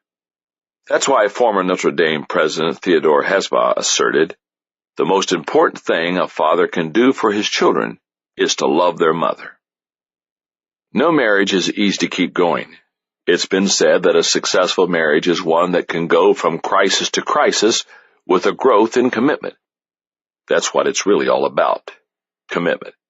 Commitment is what carries you through. People who use their feelings as a barometer for the health of their marriage are destined for a breakup. If you intend to stay married only as long as you feel the love, you might as well give up. Just like anything else worth fighting for, marriage requires daily discipline and commitment. As I reflect on my family decision, I look back with intense gratitude to Margaret and my children. And I realize that in my 30s, my family decision gave me protection from making the life-shattering mistakes of many of my friends. In my 40s, my family decision helped me place my family first. In my 50s, my family decision has allowed me to see the positive outcome of the success of my grown children. For 18 years, my family and I have benefited from my decision to live by a different definition of success. I can't imagine what life would have been like without the stability provided by my family. Decision number 5. Today's thinking gives me an advantage. Claude M. Bristol, author of The Magic of Believing, said, "Thought is the original source of all wealth, all success, all material gain, all great discoveries and inventions, and all achievement." That's a bold statement. What kind of value do you put on good thinking? Has it been a priority in your life? Have you considered thinking to be a decision and discipline to be practiced daily? Here are some reasons to make thinking a priority in your life every day. Good thinking increases your value. Who has the greatest value in any organization? The answer is the person with the ideas. Industrialist Harvey Firestone said, "Capital isn't so important in business. Experience isn't so important. You can get both these things. What is important is ideas. If you have ideas, you have the main asset you need, and there isn't any limit to what you can do with your business and your life." Ideas are what our country was founded on. Ideas have helped to create great companies and to drive our economy, the largest in the world. Ideas are the foundation for everything we build, every advance we make. When a person is a good thinker and has lots of ideas, he or she becomes very valuable. If you're a good thinker, you have a great advantage. Poor thinkers are slaves to their surroundings. People who do not develop and practice good thinking often find themselves at the mercy of their circumstances. They are unable to solve problems, and they find themselves facing the same obstacles over and over again. And because they don't think ahead, they are habitually in a reaction mode. An old German proverb says, "Better an empty purse than an empty head." Good thinkers can always overcome difficulties, including lack of resources. And poor thinkers are also frequently at the mercy of good thinkers. My father required all three of his children to read for 30 minutes every day. Sometimes we chose what we read, but often he selected the reading material for us. Two of the books he asked me to read made a profound impression on me. The first was The Power of Positive Thinking by Norman Vincent Peale, which I read in the 7th grade. That year, my father also took me to Veterans Memorial Auditorium in Columbus, Ohio, to hear and meet Dr. Peale. That experience shaped my life. Even more impacting than meeting Dr. Peale was reading As a Man Thinketh by James Allen. I read the book in 1961 when I was 14 years old, and it made such an impression on me that I was prompted to make one of my daily dozen decisions. I still have the book. On page 49, Allen wrote, "All that a man achieves or fails to achieve is the direct result of his thoughts." The entire book made an impression on me, but that statement made me realize that my thinking would make or break me. So I decided, I will think on things that will add value to myself and others. If you desire to make good thinking a daily part of your life, consider this. Recognize there are many kinds of thinking. I believe 11 different thinking skills come into play when it comes to good thinking. I wrote about them in detail in Thinking for a Change. Here's an overview of the skills. Number 1, big picture thinking. The ability to think beyond yourself and your world in order to process ideas with a holistic perspective. Number 2, focus thinking. The ability to think with clarity on issues by removing distractions and mental clutter from your mind. Number 3, creative thinking. The ability to break out of your box of limitations and explore ideas and options to experience a breakthrough. Number 4, realistic thinking. The ability to build a solid foundation on facts to think with certainty. Number 5, strategic thinking. The ability to implement plans that give direction for today and increase your potential for tomorrow. Number 6, possibility thinking. The ability to unleash your enthusiasm and hope to find solutions for even seemingly impossible situations. Number 7, reflective thinking. The ability to revisit the past in order to gain a true perspective and think with understanding. Number 8, questioning popular thinking. The ability to reject the limitations of common thinking and accomplish uncommon results. Number 9, shared thinking. The ability to include the heads of others to help you think over your head and achieve compounding results. Number 10, unselfish thinking. The ability to consider others and their journey to think with collaboration. Number 11, bottom line thinking. The ability to focus on results and maximum return to reap the full potential of your thinking. If you recognize that there are many different kinds of thinking, what should you do? Should you try to master all of them? No, I believe that's a mistake. Let's say, for example, that you are a very good creative thinker, but you're weak in bottom-line thinking, yet you want to master both kinds of thinking. How would you get started? Where would you focus your attention? You could probably work on bottom-line thinking to get it up to average, but that would require a tremendous amount of time, energy, and resources. And what would it take to advance to merely good? It would take even more effort. The higher you try to climb, the more energy it takes to make less progress. No matter how hard you try, you might not ever make bottom-line thinking a strength. What if you gave that time to improving your creative thinking instead? Since you are already good, a moderate amount of time and energy could make you excellent. If you really gave it your all, perhaps you could become a world-class creative thinker.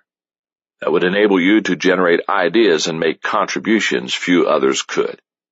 That would make you much more valuable and give you a real advantage in your life and career. So what do you do about your weaknesses? Gather people around you who are strong in those areas. That's what I've done for years. In my current season of life, I can hire staff who possess strengths in my areas of weakness. But even before I was the boss, I practiced this principle.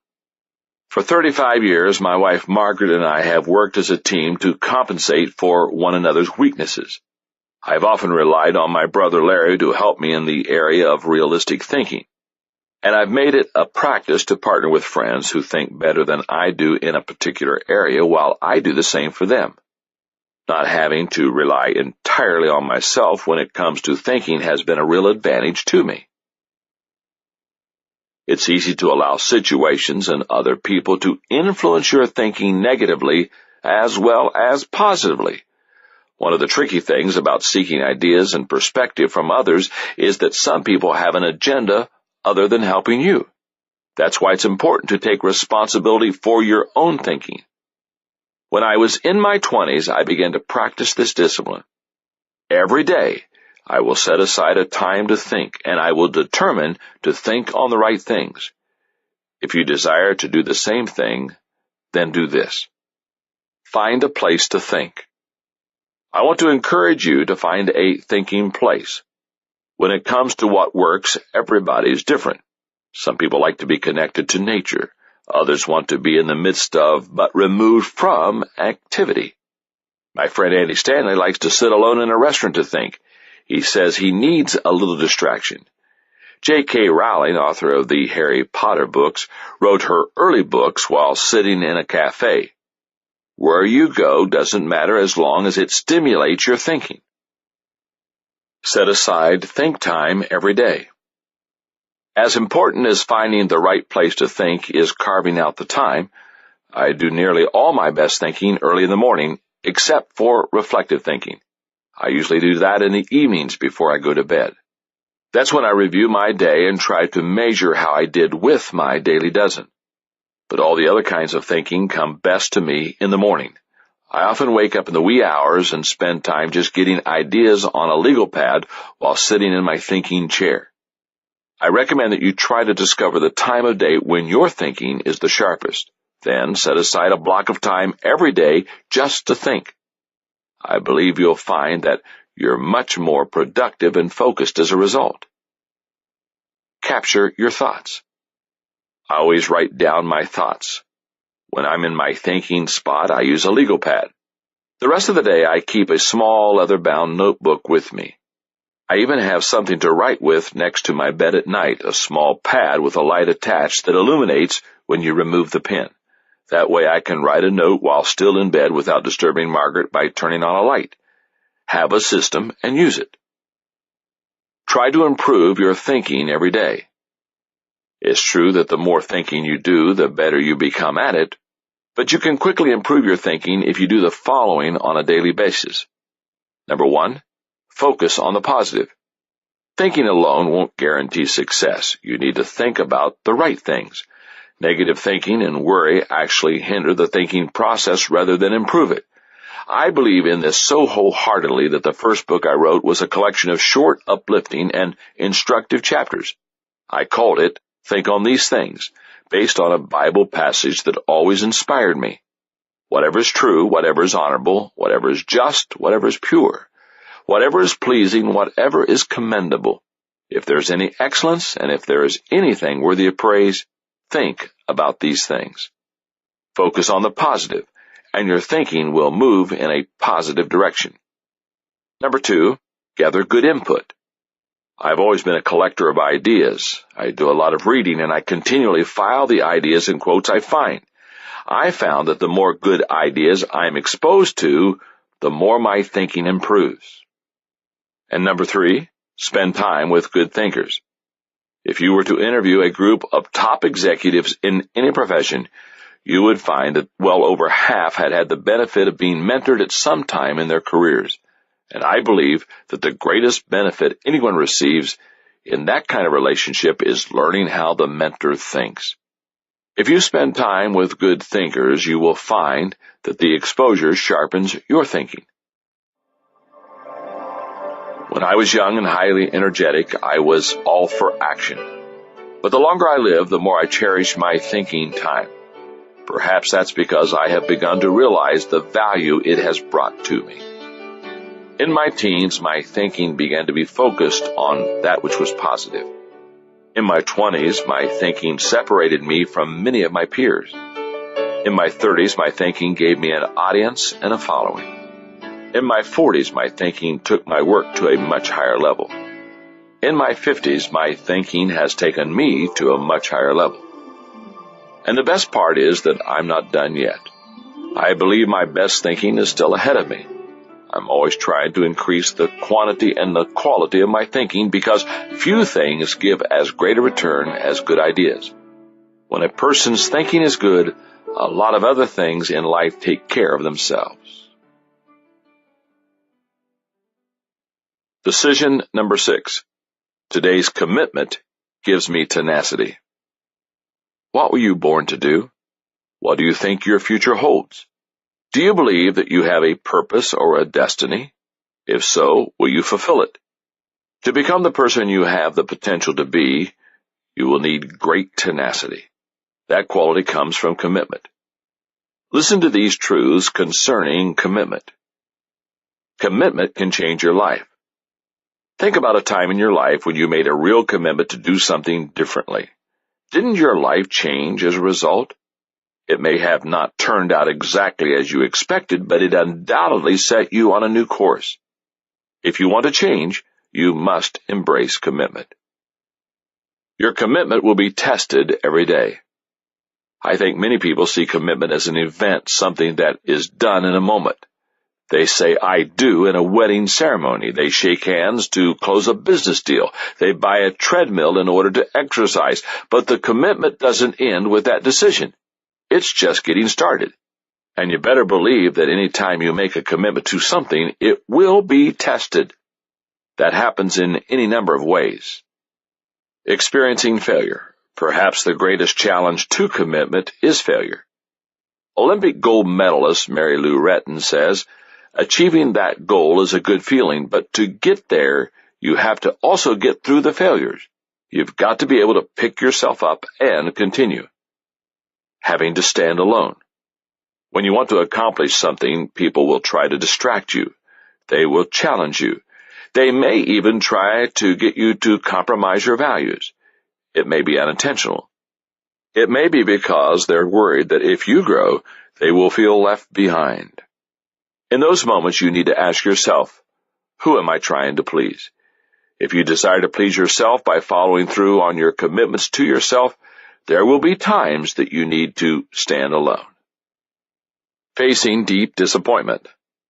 Let's be honest, a lot of things can go wrong in life.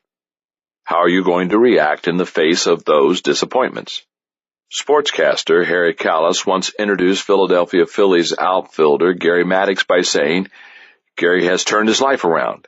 He used to be depressed and miserable. Now he's miserable and depressed. That's not how you want to end up. I don't think I really understood the true value of commitment until 1976. I was the senior pastor of one of the fastest-growing churches in Ohio, and the success we were seeing necessitated a $1 million expansion on our facilities. But there was a problem.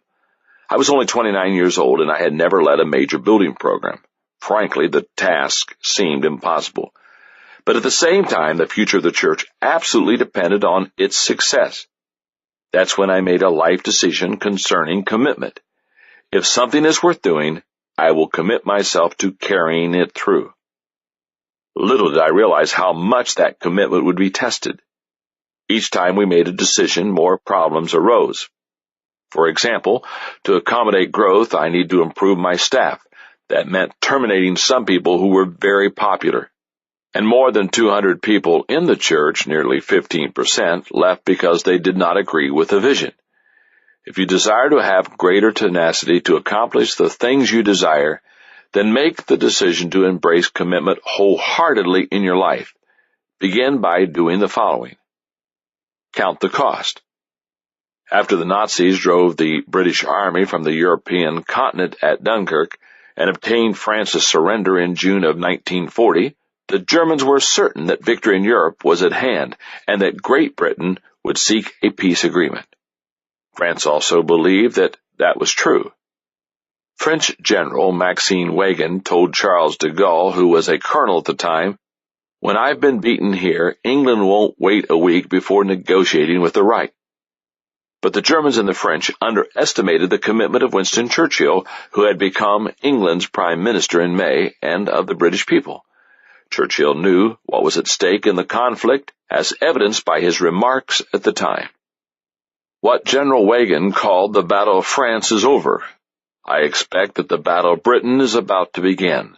Upon this battle depends the survival of Christian civilization. Upon it depends our own British life. Hitler knows that he will have to break us in this island or lose the war. If we can stand up to him, all Europe may be free. But if we fail, then the whole world, including the United States, including all that we have known and cared for, will sink into the abyss of a new dark age. Let us therefore brace ourselves to our duties, and so bear ourselves that, if the British Empire and its Commonwealth last for 1,000 years, men will say, this was their finest hour. The war that England fought was long and bloody. They suffered terrible bombing from the Nazis, and for a long time they stood alone. But they stood. Their commitment was unwavering. And because they stood, the Allies won the war. I believe their resolve was strong not only because they knew what was at stake, but they also had a sense of what price they were being asked to pay. It can be very difficult to stand by a commitment naively made. The commitment becomes much stronger when you have already counted the cost. Determined to pay the price. When I went off to college, I was determined to stay committed and focused on preparing for ministry. But I knew there would be a price. Many of my college friends got married while still in school, and some even had children. Margaret and I waited despite our shared desire to begin our married life. It was a difficult journey, and to this day I don't recommend engagements as long as ours. But our commitment paid off. A few weeks after we graduated, we got married, and we waited several years before having children. As a result, I was prepared when I entered the ministry, and I could focus on establishing my career during those important early years. Always strive for excellence. Anyone who desires to achieve and become successful must be like a fine craftsman, committed to excellence. A great craftsman wants you to inspect his work, to look closely at its finest details. In contrast, sloppy people hide their work, and if anyone finds fault with it, shoddy workers find fault with their tools. Which are you most like? Excellence means doing your very best in everything and every way. That kind of commitment will take you where half-hearted people will never go. After I made the decision to commit myself to the building program at my church, I knew that I would need to find a way to keep myself on track. So I determined to live out this discipline. Every day I will renew my commitment and think about the benefits that come from it. To do that, I carried a laminated card with me every day for 18 months. Here's what was written on it. The moment one definitely commits oneself, then providence moves too. All sorts of things occur to help one that would never otherwise have occurred. A whole stream of events issue from the decision, raising in one's favor all manner of unforeseen incidents and meetings and material assistance which no man would have dreamed would come his way. William H. Murray. I read that card every day as we were going through the project. It helped me to stay focused and feel encouraged. I thought, if I stay committed and do all I can, and then I ask God to make up the difference, we can achieve this. And we did. As you strive to keep your commitments daily, keep the following in mind. Expect commitment to be a struggle. When our children were young and living at home, Margaret and I decided one summer that we wanted to take them on a vacation that focused on how the United States was built as a nation. We started out in New York City. We went to Ellis Island, the long-time gateway into the country, and got a feel for the millions of immigrants who came to America with the dream of building a better life. We visited Philadelphia. We saw the room where our country became a nation with the signing of the Declaration of Independence. We viewed the Liberty Bell, and we visited the graves of the brave men who signed the Declaration of Independence. After that, we traveled south to Williamsburg, Virginia, the home of Patrick Henry, who declared, "Give me liberty or give me death." And we ended the trip in Washington, D.C. As we looked up at the towering Washington Monument, we were reminded of the United States struggle to become a nation. As we gazed at the huge statue of Lincoln at his memorial, we recalled the struggle we had endured to remain a nation. Everywhere we went, we were confronted with the commitment of men and women who founded and preserved our country. We learned about the risks they took, the battles they fought, the sacrifices they made. The greatest honors were reserved for those who endured the greatest struggles. The stakes were high, but so were the rewards. We still enjoy the freedom they won for us. That trip taught a great lesson to our family. Anything worth having is going to be a struggle. Commitment doesn't come easy, but when you're fighting for something you believe in, the struggle is worth it. Focus on choices, not conditions. In general, people approach daily commitment in one of two ways. They focus on the external or the internal. Those who focus on the external expect conditions to determine whether they keep their commitments. Because conditions are transitory, their commitment level changes like the wind. In contrast, people who base their actions on the internal focus on their choices. Each choice is a crossroad, one that will either confirm or compromise their commitments. When you come to a crossroad, you can recognize it because a personal decision is required, the decision will cost you something, and others will likely be influenced by it. Do what's right even when you don't feel like it. Thomas A. Buckner said, "To bring oneself to a frame of mind and to the proper energy to accomplish things that require plain hard work continuously is the one big battle that everyone has. When this battle is won for all time, then everything is easy." One of the things I admire about great athletes is their understanding of this truth. That's one of the reasons I enjoy watching the Olympics. When the Olympic athletes come into the stadium during the opening ceremonies and prepare to participate in the games, one of the things they do is recite the following: "I have prepared. I have followed the rules. I will not quit." Anyone who can say that with integrity can be proud of him or herself, no matter what happens afterward. I believe my commitment continues to be a key to life. That's true in my marriage, my career, my spiritual life. There's not an area that it doesn't touch. 28 years after settling the commitment issue in my life, I look back and realize the importance of that decision. In my 20s, my commitment made up for my inexperience. In my 30s, my commitment motivated many to follow my leadership. In my 40s, my commitment kept me going during my most difficult leadership years. And in my 50s, my commitment has pushed me out of my comfort zone and into my productivity zone. Recently, I read a story that exemplifies commitment.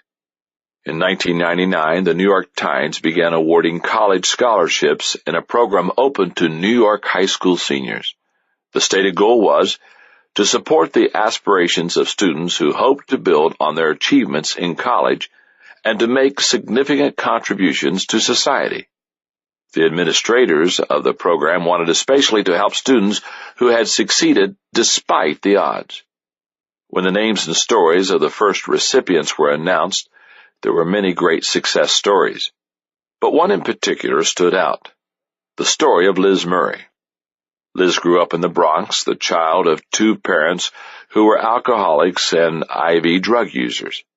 She says her parents always loved her, but they neglected her because of their preoccupation with drugs. Once she woke up to find that they had sold her sister's winter coat to get money for a fix. So to keep herself and her sister fed, she worked from the time she was 9 years old. She offered to pump gas at self-service gas stations and bag groceries at stores for tips. It wasn't until Liz was in junior high school that she realized most kids didn't have parents who shot up cocaine in the living room. That was around the same time her mother's AIDS, which had been diagnosed a few years earlier, became acute. Liz wasn't going to school much by then. A lot of her time she tried to take care of her mother, who was also schizophrenic. The rest of her time she spent on the street and with friends. When Liz was 15, her mother died, and Liz became homeless. Ironically, that experience had a positive impact on her. When she saw her mother buried in a pauper's grave, Liz had a realization, and that brought her to a decision. She says, "I connected the lifestyles that I had witnessed every day with how my mother ended up, and if there was anything that I could do about it, that would not happen to me. So I wanted to get back into school, but mind you, I was homeless. Her circumstances were dire, but she committed herself to the task. First, she found a summer job. Her employer and co-workers never knew that she was homeless. Her pay was based entirely on commission, and she excelled. That helped her scrape together enough money to survive. Then she got herself accepted at Humanities Preparatory Academy, a public high school in Manhattan. To make up for lost time, she did 4 years of coursework in 2 years by taking 10 classes at a time. By day she went to school, by night she studied in the stairwells, and often rode subway trains until morning. She set her sights high. She had visited Harvard on a school trip. She decided to apply there and to apply for the New York Times scholarship. Since her mother's death, she had gained tenacity and focus. Her death showed me how short life is, said Liz, something I remind myself of dozens of times a day. Thinking of this, it's easy to prioritize in any difficult situation. It's always the people I care about that matter, and also working to bring out all the potential inside of me is a way of loving the people close to me the best I can. The interviews for Harvard and the scholarship fell on the same day. On that day, she also had an appointment at a welfare office to keep her meager benefits coming. As she waited in line, she saw her opportunity to get to the interviews ticking away. In frustration, she asked if she could be bumped to the front of the line because of her interview with Harvard. She was told, "Right, and the lady in front of you has an interview with Yale. Sit down." She walked away from her benefits and chose to go to the interviews. In the end, she made her interviews and her grades. She was awarded a yearly $12,000 scholarship, and she was accepted at Harvard. She has since transferred to Columbia. She says it's a better fit for her and she can be closer to her father. Her story has been picked up by news programs. Lifetime made it into a movie, and she's currently writing it in a book format. She inspires everyone she meets. Her father, who is HIV positive and currently living drug-free, says that she is his hero. But Liz takes it all in stride. When asked about her philosophy, she summed it up this way: "There's always a way through things if you work hard enough and look close. It all depends on your level of determination." Hard work and determination. That sounds like a good description of commitment. Decision number 7. Today's finances give me options. O. Donald Olson quips that the average American is busy buying things he doesn't want with money he doesn't have to impress people he doesn't like. There isn't an aspect of life that financial matters don't touch. And when people don't handle finances well day to day, it causes huge problems. Take a look at 3 simple truths about finances. Number 1, money won't make you happy. Even though most people would say they agree with the saying, money won't buy happiness, they sometimes act as if they think it's true. Why else would they make money such a high priority or compromise their values to get it? As a young man, I may have suspected that people with money were happier than people without it, but as I began counseling people with above-average incomes, I found that they had no advantage over people with low incomes. Automaker Henry Ford said, "Money doesn't change men, it merely unmasks them. If a man is naturally selfish or arrogant or greedy, the money brings it out. That's all. You are what you are, no matter how much or how little money you have." Number 2, debt will make you unhappy. Having money may not make people happy, but owing money is sure to make them miserable. Novelist Samuel Butler, who satirized the Victorian life in England, wrote, "All progress is based upon a universal innate desire on the part of every living organism to live beyond its income. Yet the truth is that if your outgo exceeds your income, then your upkeep will be your downfall." Number 3, having a financial margin gives you options. The bottom line is that money is nothing but a tool. It is good for helping one achieve goals, but the goal of getting money for its own sake is ultimately hollow. If you have very little money, you have fewer choices. If you want to live where it's most convenient to your job, you may not be able to if you lack money. You may not be able to send your children to the school you want. You may not be able to afford a reliable car. You may not be able to take off time from work to see your children's ball games or recitals. You may not be able to switch careers to something you love. You may live every month from paycheck to paycheck. And you may not be able to stop working when you're 65, 70, or even older. When I was growing up, it was obvious very early that my brother Larry and I had very different attitudes toward money. We were complete opposites. As a kid, all Larry wanted to do was work and make money. All I wanted to do was play with my friends. He spent his summers working, I spent my summers shooting hoops. He saved his money, I had nothing to save. When Larry was 16 years old, he bought himself a nice car with his own money, a 4-year-old Ford. I didn't have a car until I graduated from college, and it was a beat-up Ford Falcon. And guess from whom I borrowed the money to buy it? From Larry and from my younger sister Trish. When I was studying for the ministry, I realized I was choosing a profession where I would not make a lot of money. I didn't mind that because I was doing what I believed I was called to do and what would be personally fulfilling. But I also recognize that when a person has no money, he has few options. In 1985, Margaret and I made a decision. We will sacrifice today so that we can have options tomorrow. From then on, we've determined to live by this financial formula: 10% to church and charity, 10% to investments, 80% to living expenses. Put yourself in position to make a good decision concerning finances by doing the following. Put the value of things into perspective. To know whether your attitude about money and possessions is what it should be, ask yourself, 1, am I preoccupied with things? 2, am I envious of others? 3, do I find my personal value in possessions? 4, do I believe that money will make me happy? And 5, do I continually want more? If you answered yes to one or more of these questions, you need to do some soul searching. Materialism is a mindset. There's nothing wrong with possessing money or nice things. Likewise, there's nothing wrong with living modestly. Materialism is not about possession, it's an obsession. I've known materialistic people with no money and non-materialistic people who possess lots of money. Haven't you? Recognize your season of life. Every phase of life isn't the same, nor should we try to make it that way. Ideally, a person's life should follow a pattern where the main focus goes from learning to earning to returning. Here's what I mean about each phase. Learn.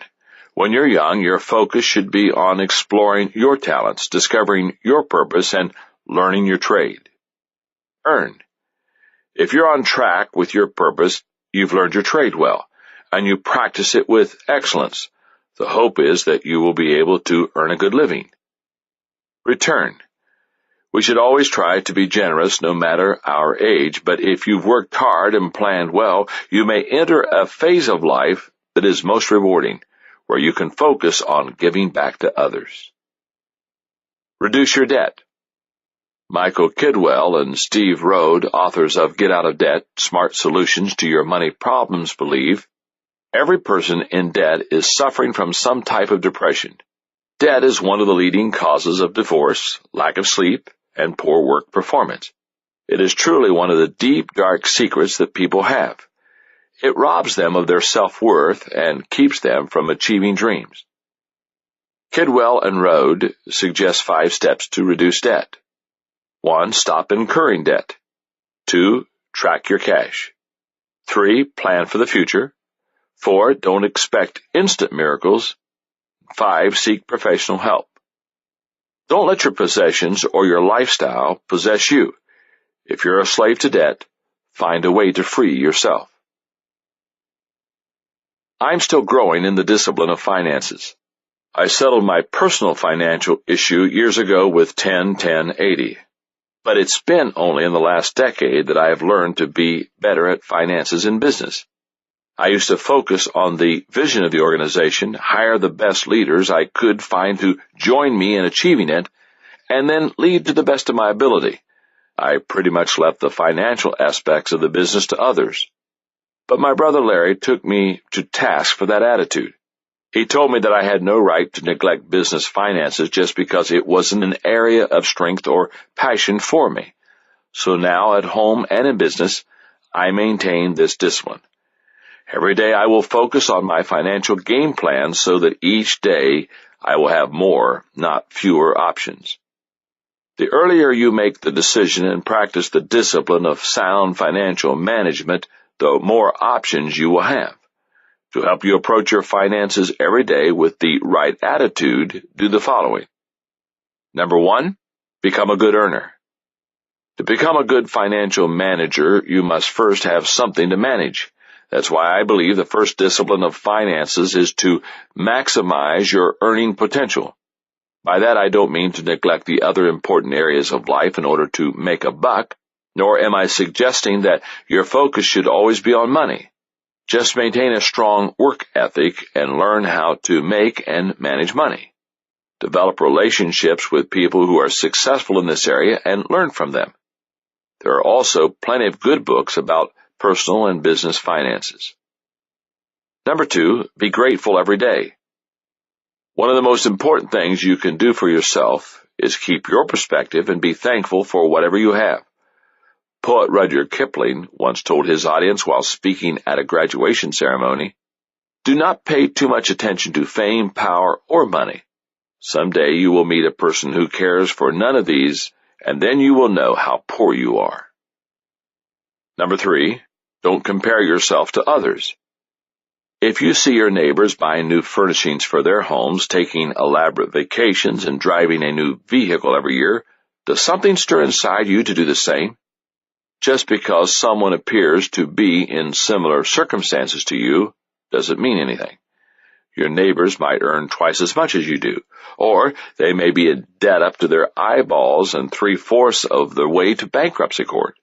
Don't make assumptions, and don't try to be like someone else.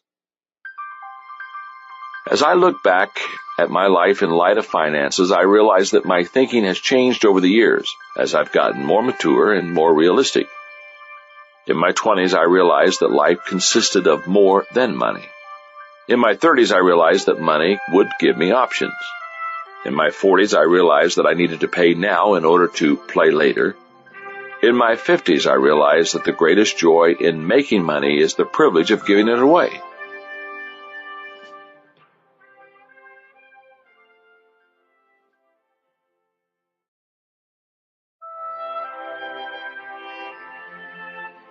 Decision number 8. Today's faith gives me peace. Knowing my background, you're probably not surprised that faith is one of my daily dozen.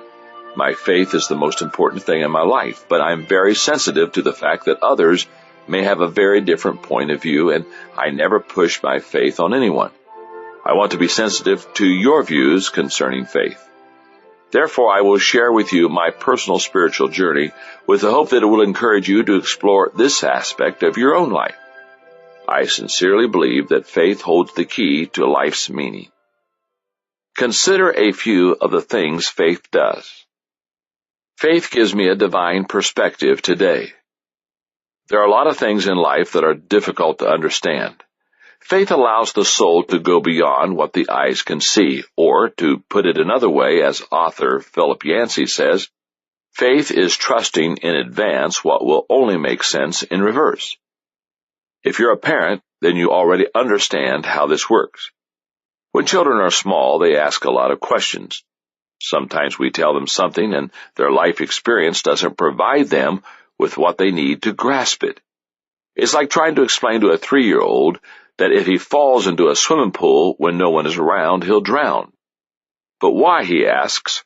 How do you know? You try to explain, but at some point all you can say is, you just have to trust me on this.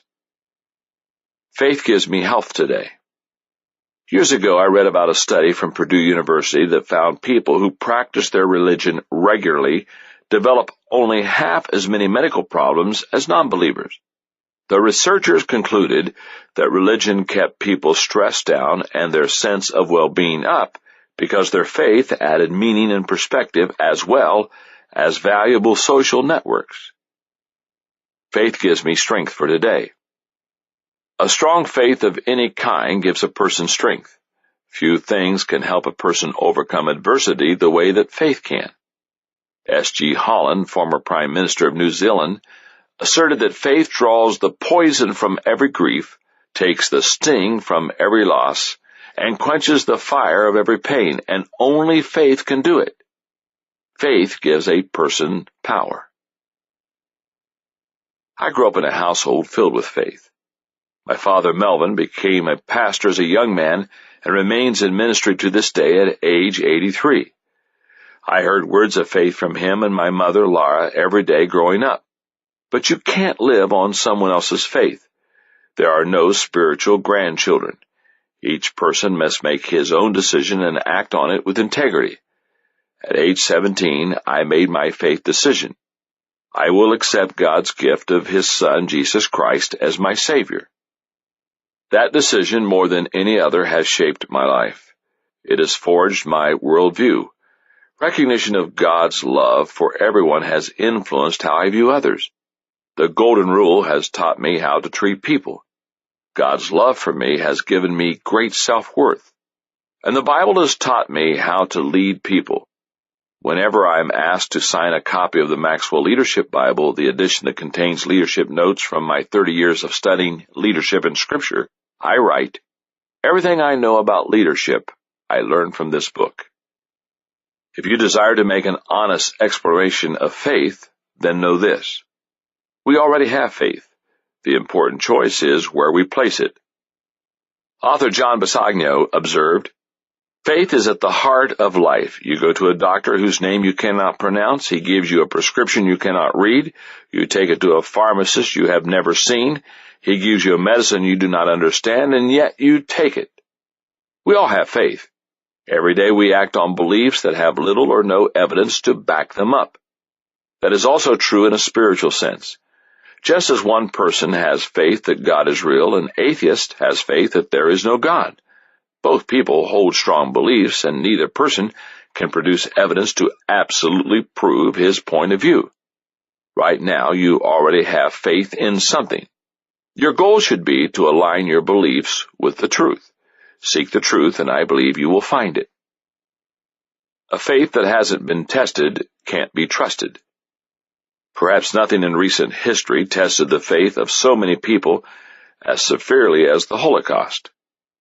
Viennese psychiatrist Viktor Frankl was one of the survivors of the Nazi atrocities. He spent 1942 to 1945 in the concentration camps of Auschwitz and Dachau. Frankl once said, "A weak faith is weakened by predicaments and catastrophes, whereas a strong faith is strengthened by them." Despite the horrors he witnessed and the treatment he suffered, his faith didn't weaken, it deepened. Thousands of books have been written on how to live out the disciplines of faith. Perhaps that is so because it is such a difficult thing to do. For me, the discipline can be captured in one simple phrase: every day to live and lead like Jesus. While the words are simple, following through is not. Living out the discipline of faith is the greatest challenge of my daily dozen. The problem is that instead of being like Jesus, I often want to be like John Maxwell. I fall short of the mark. But with God as my helper, I keep growing. When I do follow in his footsteps and live his principles, people are helped and I am fulfilled. Following are 4 suggestions for managing your discipline of faith. Number 1, embrace the value of faith. There are some things in life you will arrive at only through faith. In the past, many people hoped that science would provide all the answers to life's questions. But science cannot do that. Ironically, what is embraced as scientific fact changes from generation to generation.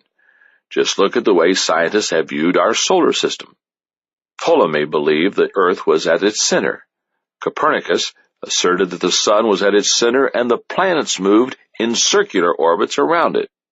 Kepler proved that the orbits were elliptical. Today, scientists no longer argue the structure of the solar system, but ideas on how it was formed change continually. Contrast science with faith. The core beliefs of Judaism and Christianity have not changed in thousands of years. There's a spiritual aspect to human life that cannot be denied. Spiritual needs must be met spiritually. Nothing else can fill the void. Number 2, put God in the picture. If you want to embrace faith, you must let God into your life. No one else is worthy of our absolute and unconditional trust. Theologian F.B. Meyer said, "Unbelief puts our circumstances between us and God. Faith puts God between us and our circumstances." Who wouldn't like to have the Creator of the universe helping them? James, one of the fathers of the first century church, advised, "Come near to God, and he will come near to you." Number 3, explore and deepen your faith. D.L. Moody, a 19th century lay preacher who founded Northfield Seminary and the Moody Bible Institute, explained how his faith developed. He said, "I prayed for faith and thought that someday faith would come down and strike me like lightning.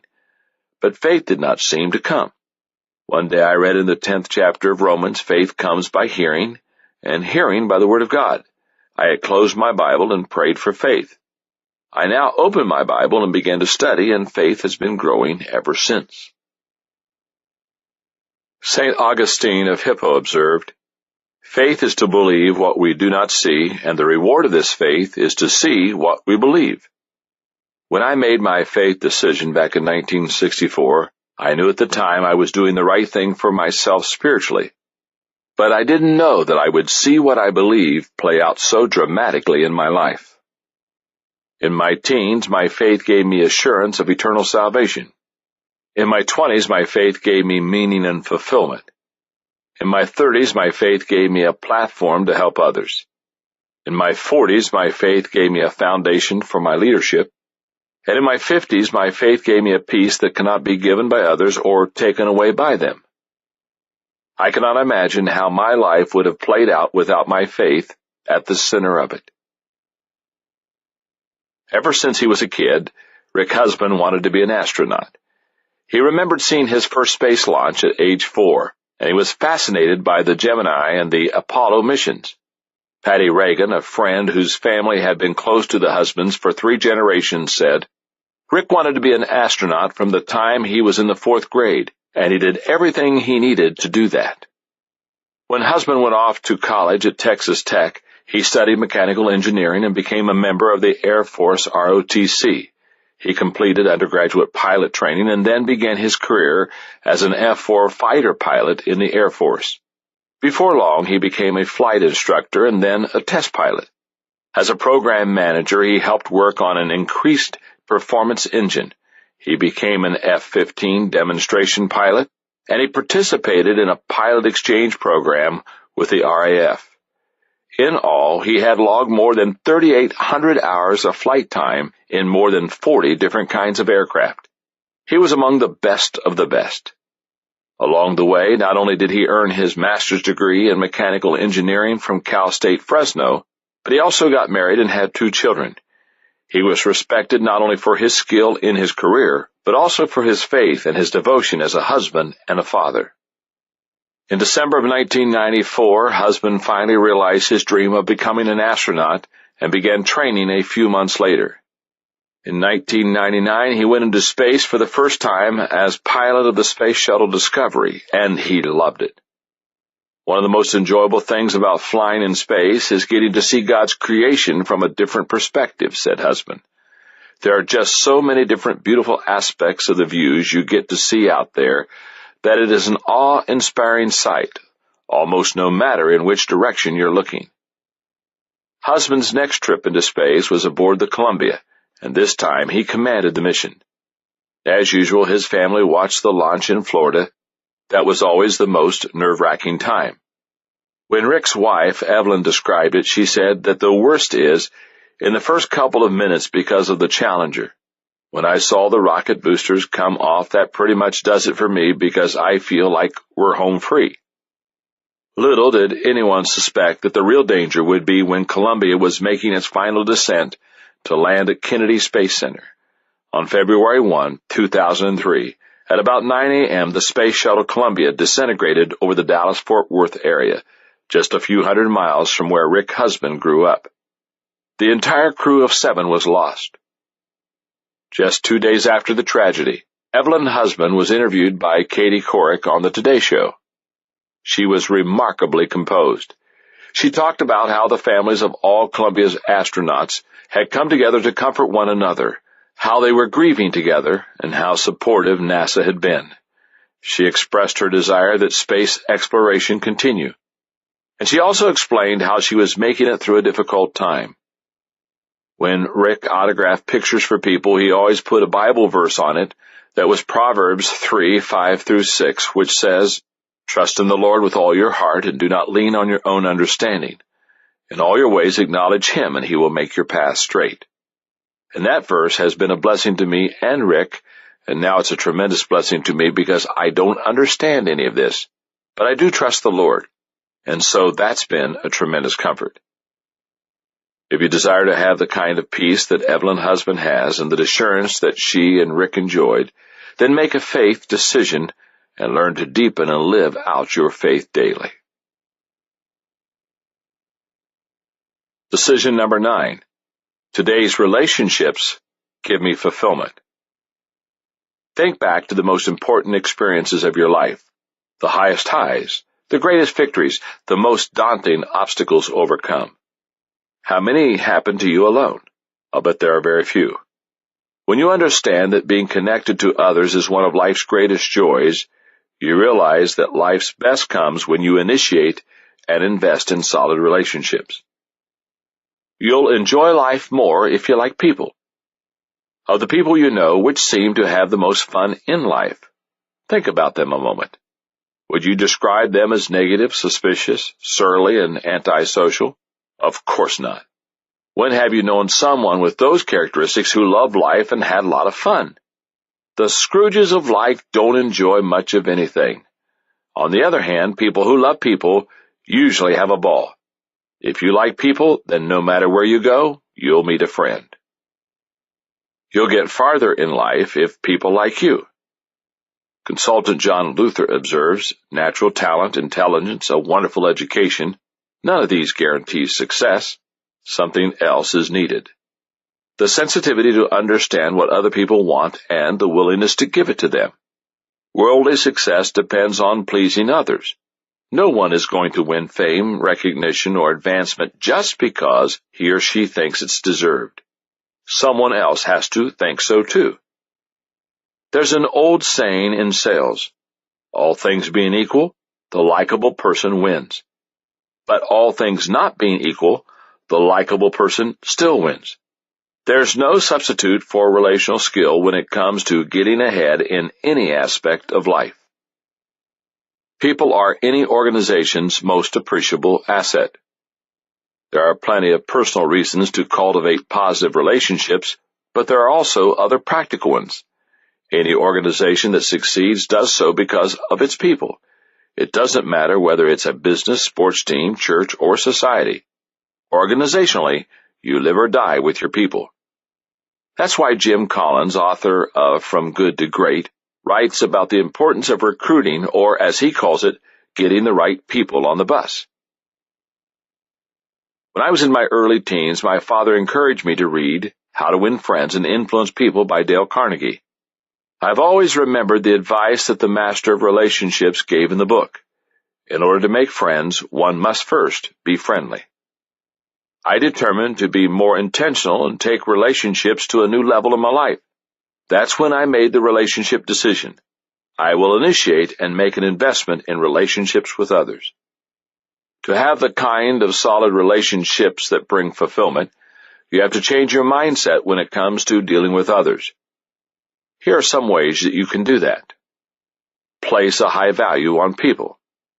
Let's face it, if you don't care about people, you are unlikely to make building good relationships a priority in your life. What one-time National Salesman of the Year Les Giblin said is true. You can't make the other fellow feel important in your presence if you secretly feel that he is a nobody. The solution is to place a high value on people. Expect the best from everyone. Assume people's motives are good unless they prove them to be otherwise. Value them by their best moments, and give them your friendship rather than asking for theirs. That will ultimately be their decision. Learn to understand people. If you desire to improve your understanding of people so that you can build positive relationships, then keep in mind the following truths about people and actions you can take to bridge the gap often caused by them. People are insecure. Give them confidence. People want to feel special. Sincerely compliment them. People desire a better tomorrow. Show them hope. People need to be understood. Listen to them. People are selfish. Speak to their needs first. People get emotionally low. Encourage them. And people want to be associated with success. Help them win. When you understand people, don't take their shortcomings personally, and help them to succeed, you lay the groundwork for good relationships. To keep me on track in my relationships so that I'm investing in them as I must to make them successful, I practice this discipline. Every day I make the conscious effort to deposit goodwill into my relationships with others. Every evening I evaluate this area of my life by asking myself, have I been thoughtful toward people today? Would they express joy that they have spent time with me?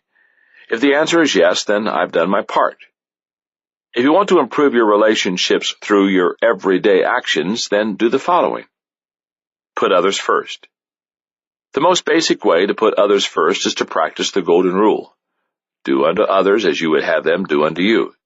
If you take that mindset into all your relationships with others, you can't go wrong. Don't carry emotional baggage. Few things weigh as much as old hurts and offenses carried day after day in a person's life. If you want to enjoy your time with other people, you've got to get rid of that kind of stuff. You can't keep score of old wrongs and expect to make relationships right. If someone has hurt you and you need to address it and get it out onto the table, then do it right away. Resolve it and get beyond it. If it's not worth bringing up, forget about it and move on. Give time to your most valuable relationships. Most people give away their relational energy on a first-come, first-served basis. Whoever gets their attention first gobbles up their time and relational energy. That's why the squeaky wheels instead of the high producers at work consume so much attention, and why so many people have nothing left to give when they get home from work. You already know that I believe your family provides the most valuable relationships in your life. They should come first as you plan to spend your time. After that should come your next most important relationships. It's a matter of practicing good priorities. As I grow older, what I cherish most is my relationships. I've been very fortunate in this area of life for a long time. Over a 2-year period when I was in my 20s, I was best man in 8 weddings. I can't count the number of friends I have. I enjoy a great marriage. I've built relationships that have lasted for decades. Every week, my assistant receives a call from someone who describes himself as my best friend. And every day I receive emails from people I love. As I look back, I realize that in my 20s, my relationships filled my days with joy. In my 30s, my relationships gave me wisdom and insight. In my 40s, my relationships lifted me to a higher level. And in my 50s, my relationships provide me with wonderful memories. Has someone who was bigger, faster, and better than you ever come alongside of you and taken an interest in you? That's what Dr. Bill Bright, the founder of Campus Crusade for Christ, did for me. In my circles, he was a legend. He's what I call a level 5 leader, someone who's larger than life, a leader people follow because of who he is and what he represents. In the 1950s, he and his wife, Annette, made a declaration that they would become slaves for the sake of their faith, and they have lived out that commitment. His worldwide organization has nearly 13,000 employees and more than 10,000 trained volunteers. He has been awarded the Templeton Prize for the advancement of religion. Billy Graham called him a man whose sincerity and integrity and devotion to our Lord have been an inspiration and a blessing to me ever since the early days of my ministry. 20 years ago, Bill took me under his wing and became my mentor. He always made time for me. When I had leadership questions, he graciously answered them. He became a model of visionary leadership to me, challenging me to think bigger, to reach farther, to give more of myself. But he was also my friend. He loved me and gave to me with absolutely no thought of getting anything in return. In 2001, I had the privilege of honoring Bill Bright at one of our conferences with the Catalyst Award for Lifetime Achievement for being a leader, pioneer, mentor, and friend of leaders for 50 years. He was very gracious when he accepted it. He received so many awards over the decades that it probably didn't mean much to him. But it was a big deal to me, especially since I knew he was dying. During the ceremony, I read a letter that I had composed and delivered to Bill after I received word that he was diagnosed with pulmonary fibrosis. I remember writing it on a plane and just weeping, and I was embarrassed when the flight attendant asked me if I was okay. I wanted to let Bill know how much he meant to me. In part, the letter said, "Bill, the greatest deposit you have made in my life is your personal interest in me. Often you have said with affection, 'My dear John.' Each time those words have touched my heart. It was your belief in me that placed me on a program of a conference in 1983. And as I sat beside Lloyd Ogilvy, Ray Steadman, Chuck Swindoll, John Stott, Chuck Colson, and you, I realized this 37-year-old kid was way over his head. Why would you pick me out of a crowd of leaders in South Korea and ask me to ride in your car in the motorcade? You honored me when I was asked to speak at your international conference. You lifted me to a higher level when you wrote a chapter in my Prayer Partner book. Over the years, I've benefited from your notes, phone calls, and personal encouragement. But my greatest moment with you was after lunch we shared together in the late 80s, when I felt the load of leadership and you asked me to kneel beside you. That day, as I knelt beside you, you laid hands on me and you prayed for God to strengthen me. We embraced, and God did answer your prayer. In March of 2003, I was surprised by a note I received from Bill. In it, he invited me to take his place as chairman of Global Pastors Network, an organization he founded to equip leaders around the world. He said, "I would like to bestow upon you a worldwide mantle of leadership to touch and train more than 10 million pastors in the next 10 years.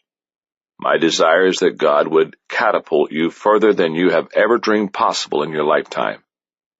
It was a great privilege. Not only was He giving me an opportunity to make a difference in the lives of so many people, but He was giving me a chance to give back for all that He had given to me. On July 19, 2003, Bill Bright died. I am grateful that I got to see him 6 days before he passed away to say goodbye. I'll miss him. But with his passing, the overwhelming emotion I feel isn't sadness, it's fulfillment. The relationship I had with him is one of the great joys of my life. And I think back to the words of my psychology professor, Dr. David Van Hoos, from 4 decades ago, who said, "If you have one true friend in life, you are very fortunate." I know I am fortunate indeed. Decision number 10. Today's generosity gives me significance. If your income doubled overnight, how much money would you give away? How about if your net worth were suddenly over $100 million? What if you became the richest person in the world? How generous do you think you would be? Don't you have the right to keep whatever money you earn, or inherit for that matter? Of course you do.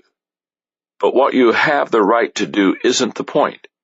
What would it be best for you to do? Why should we be generous?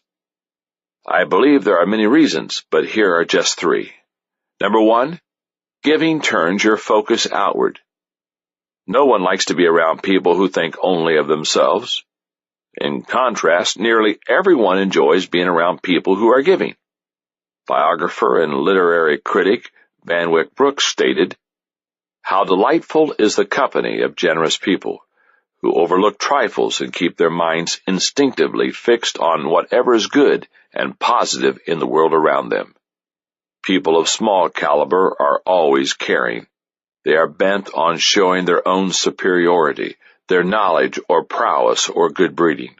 But magnanimous people have no vanity, they have no jealousy, they have no reserves, and they feed on the true and the solid wherever they find it. And what is more, they find it everywhere." Number 2, giving adds value to others. One of the most significant things a person can do while on this earth is help others. In this life, the measure of a person isn't the number of people who serve him or the amount of money he amasses, it's how many people he serves. The greater your giving, the greater your living.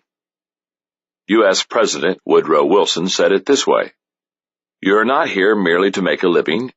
You are here in order to enable the world to live more amply, with greater vision, with a finer spirit of home and achievement. You are here to enrich the world, and you impoverish yourself if you forget the errand. No one stands taller in the climb to success than when he bends over to help someone else up." Number 3, giving helps the giver. Doesn't it make you feel good when you do something for another person? Don't you feel especially rewarded when the person's need is acute? Ruth Smelser said, "You have not lived a perfect day, even though you have earned your money, unless you have done something for someone who will never be able to repay you. That's one of the reasons many people rush to help when tragedy strikes. When people suffer because of earthquakes, famine, hurricanes, or war, givers are moved to help, and they never expect to receive anything in return." When my wife Margaret and I started our life together, in the weeks after our wedding, we moved to Hillham, Indiana, where I took my first job. The church that hired me was able to pay only $80 a week, so Margaret worked several jobs to help us make ends meet. Those days were very difficult for us financially, yet they were still filled with great joy. At that time, my brother Larry was tasting early success in the business world and was doing very well financially. Larry and his wife Anita saw that we were struggling, and for those first few years they were very generous to us. The only vacations we had were ones they invited us on and paid for. All my good clothes were the result of their generosity. Larry paid my expenses as I worked on a business degree. We will always be grateful to them. As I look back on those days, 3 thoughts are clear to me. First, Margaret and I were never jealous of Larry and Anita's financial success. We were thrilled for them, and not once did we covet what they had. Second, we could see that their generous spirit was a tremendous source of joy for them and a blessing for us. Third, it was then, in 1970, that I realized the incredible value of having a generous lifestyle toward others. That's when I made another of my life decisions.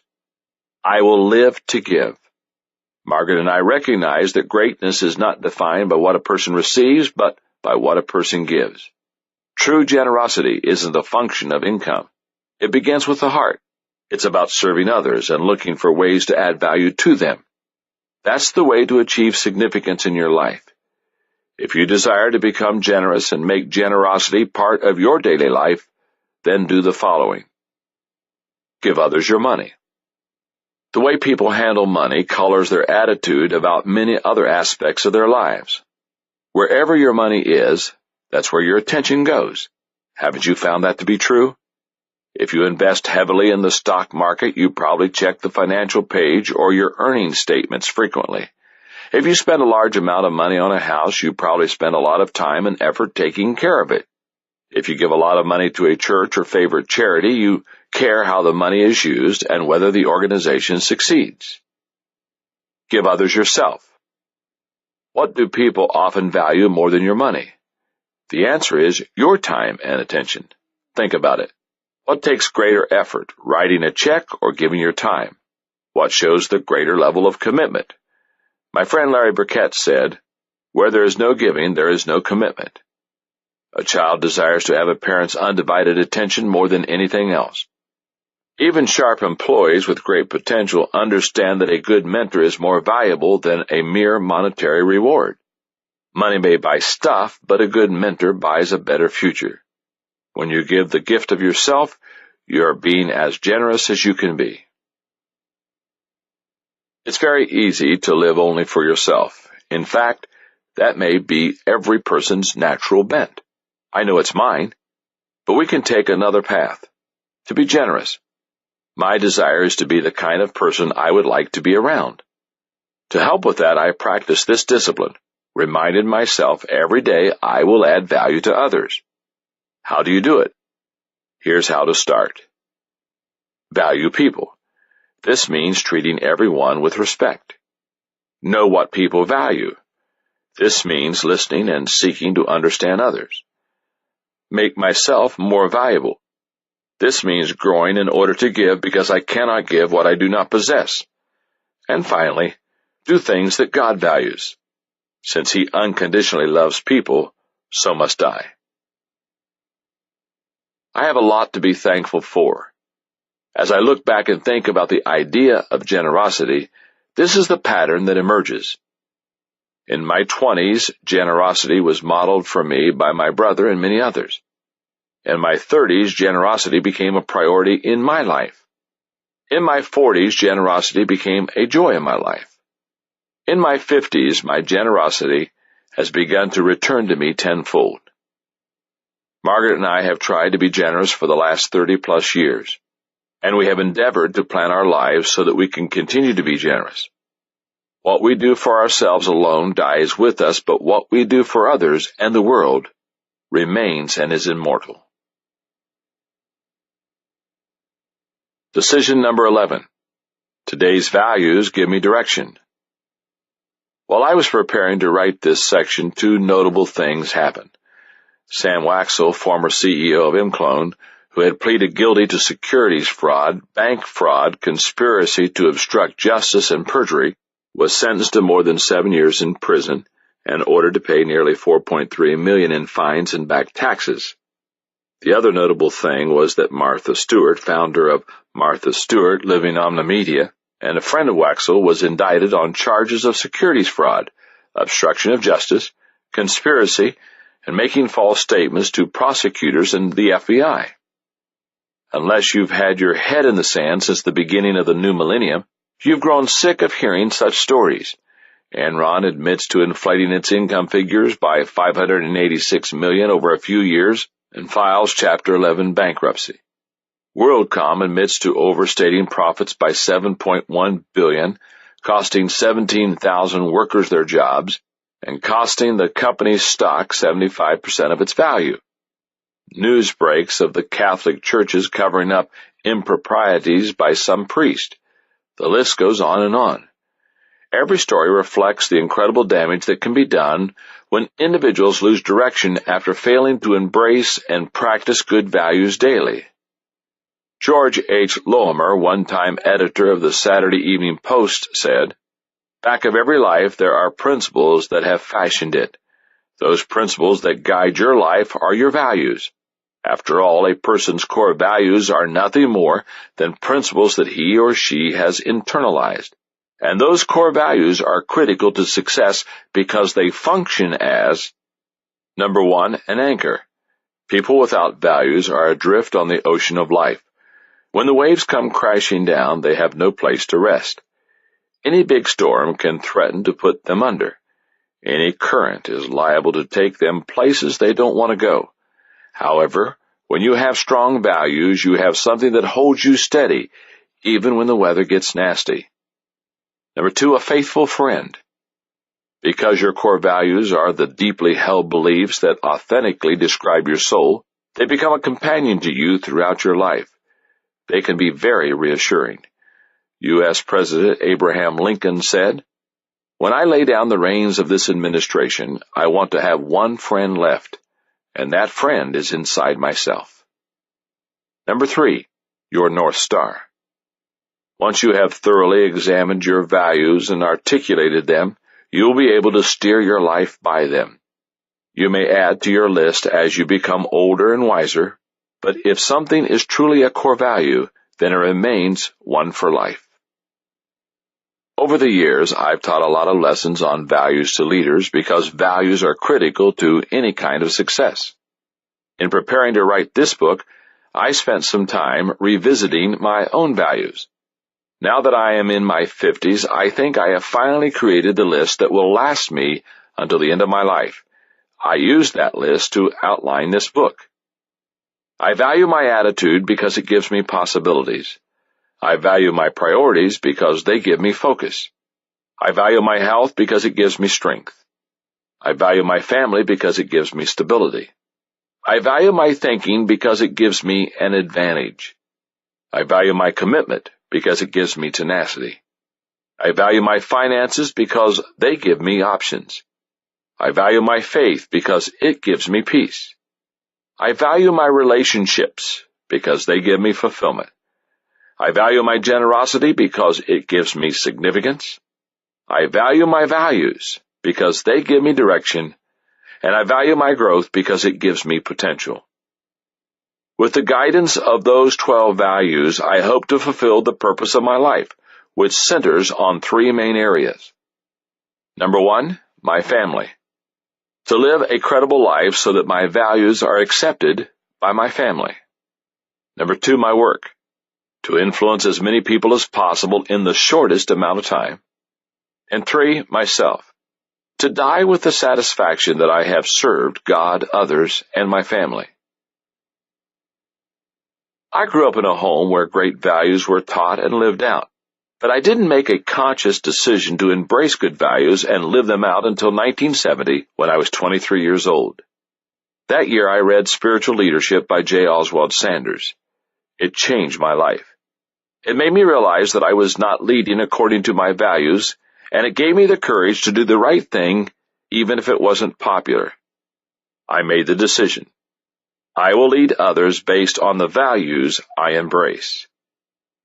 I still have my copy of Spiritual Leadership because it marked me. Inside the back cover, I wrote 3 commitments that would shape the rest of my life. The book challenged me to, number 1, be God's man. No matter where my work takes me, I desire to be in the center of God's will. 2, to develop my potential to the best of my ability. I will never allow myself to be lazy, indifferent, or non-committal concerning spiritually lost people. And number 3, to be a true spiritual leader. God is my idol, Jesus is my pattern, and the Bible provides my direction. I will not, with God's help, be poured into another man's mold or teach what I do not believe. Comedian Fred Allen said, "You only live once, but if you work it right, once is enough." How can people work it right? by knowing their values and living by them every day. Do that and you will have few regrets at the end of your life. Here are some suggestions to help you get started. Managing your life according to your values isn't easy. Why? Because your values will be tested daily by those who do not embrace them. Negative people may discount you when you display a positive attitude. People without families may not understand your devotion to your family. Unteachable people won't understand your dedication to personal growth. And those whose priorities are different from yours will try to convince you to follow them or make unwise compromises. The discipline I practice to battle this is simple. Every day I review and reflect on my values.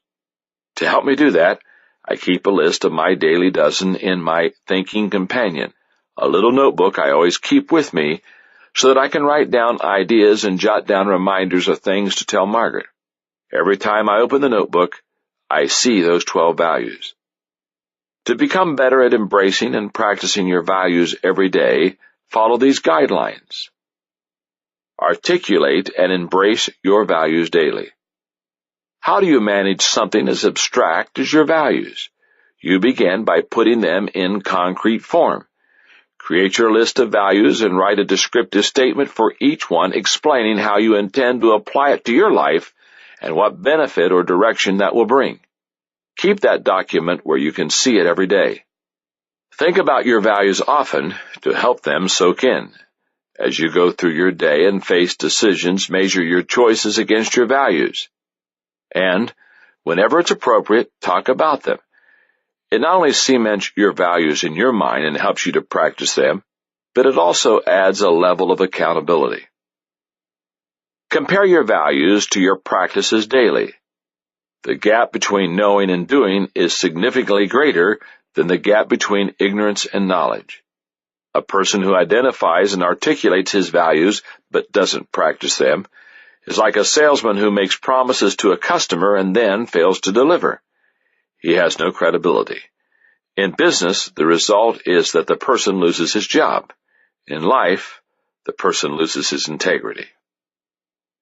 In 1995, Gary Shaw, an assistant controller for a division of a Fortune 500 company, was charged with embezzling $988,000 from the company over an 8-year period.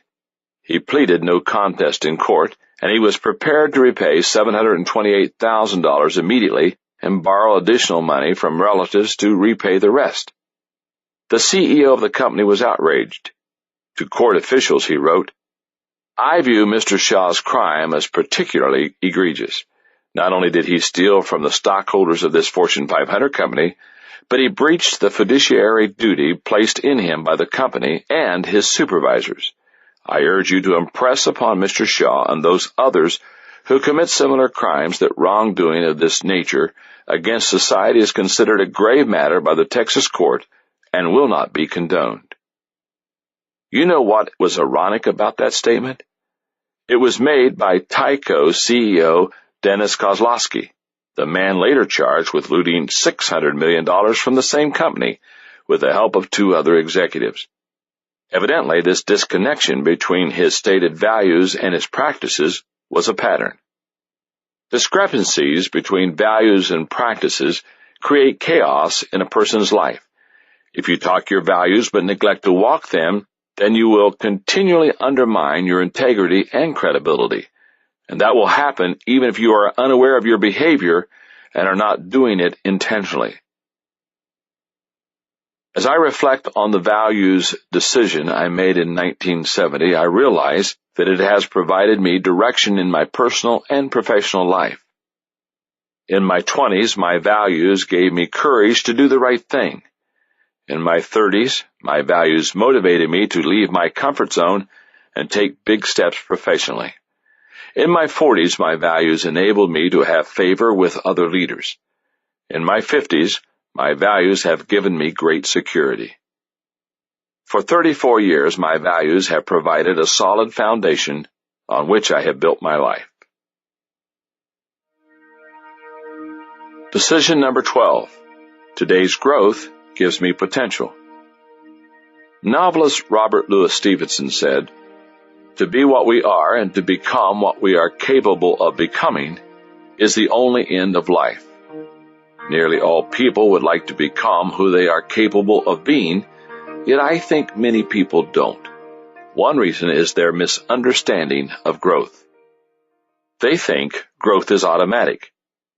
When we're children, our bodies grow automatically. Also, during that time, there are adults, such as our parents or teachers, who challenge us to grow mentally on a daily basis. So we get used to growing. The problem comes when we stop growing physically and we get out of school. We expect our bodies to take care of themselves as they did the first 20 years of our lives. And we think our minds will take care of themselves too, even though we no longer have anyone pushing us to improve. The truth is, if we don't take responsibility for our growth, it won't happen. Growth is not automatic. If you believe it simply comes with age, you might turn out like the subject of singer and comedian Tennessee Ernie Ford's comment. He started out at the bottom and sort of likes it there. Personal growth works exactly opposite to compounding interest in a bank account. If someone deposited a sum of money into an account the day you were born, the way to make it grow is not to touch it. But when it comes to your potential, you must tap into it to make it grow. They think growth comes from information. The greatest obstacle to growth is not ignorance. It's the illusion of knowledge. Have you ever known someone who was a font of data, yet could do nothing with it to benefit himself or others? Individuals like that are similar to encyclopedias, filled with information, but useless when unused. Life change is the proper measure of whether information makes a difference. They think growth comes with experience. Gilbert Arlen said when an archer misses the mark, he turns and looks for the fault within himself. Failure to hit the bullseye is never the fault of the target. To improve your aim, improve yourself. A person who believes that growth comes simply as a result of experience is like an archer who keeps shooting arrows off target and believes he's improving because he keeps missing in the same place. Experience is good only if it's reflected on and one learns from both his mistakes and successes. Allow me to give you 4 specific reasons why growth matters today. Number 1, gifting without growth leads to ineffectiveness. Missionary physician Albert Schweitzer said, "The secret of success is to go through life as a man who never gets used up." How do you ensure that you will not get used up before your life is done? The answer comes in the way you approach talent. If you draw on your talent but never add to it or sharpen it, you're headed for trouble because nobody is that talented. But when you place a premium on growth, you take whatever talent you have and you increase it.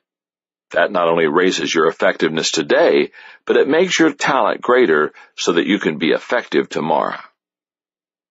Number 2, growth prevents personal and professional stagnation.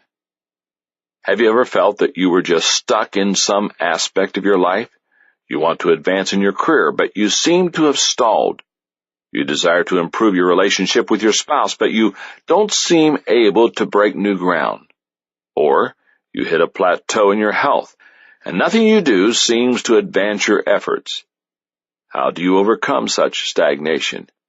I'll tell you what a lot of people do. They make external changes.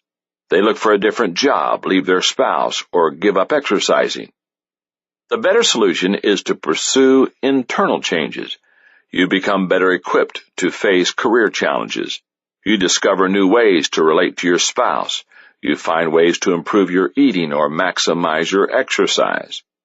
You gain the potential to break the stagnation and improve your situation without some of the losses of career changes, broken relationships, or neglected health. Number 3, your personal growth impacts your organization's growth. For years, I've taught leadership conferences for people who desire to grow their organizations, and I found that many leaders are looking for quick fixes to create growth. One of the things I've taught in those settings is that if you want to grow the organization, you must grow the leader. Business philosopher and author Jim Rohn puts it another way. In order to do more, I've got to be more. If you are growing, then your organization has a good chance to grow. Number 4, only through continuous improvement can you reach your potential. The Tartar tribes of Central Asia spoke of a certain curse against an enemy. They didn't hurl words calling for their enemies' swords to rust or for their people to die of disease. Instead, they said, "May you stay in one place forever." If you don't try to improve yourself every day, that could be your fate. You will be stuck in the same place, doing the same things, hoping the same hopes for coming years, but never gaining new territory or winning new victories. In 1974, a critical event occurred in my life that would change it forever. I met Kurt Kampmeyer of Success Motivation, Inc. for breakfast in Lancaster, Ohio. While we were eating, Kurt posed a question. "John," he asked, "what is your plan for personal growth?" Never at a loss for words, I tried to find things in my life that might qualify for growth. I told him about the many activities I was engaged in throughout the week, and I went into a speech about how hard I worked and the gains I was making in my organization. I must have talked for 10 minutes until I finally ran out of gas. Kurt listened patiently, but then he finally smiled and said, "You don't have a personal plan for growth, do you?"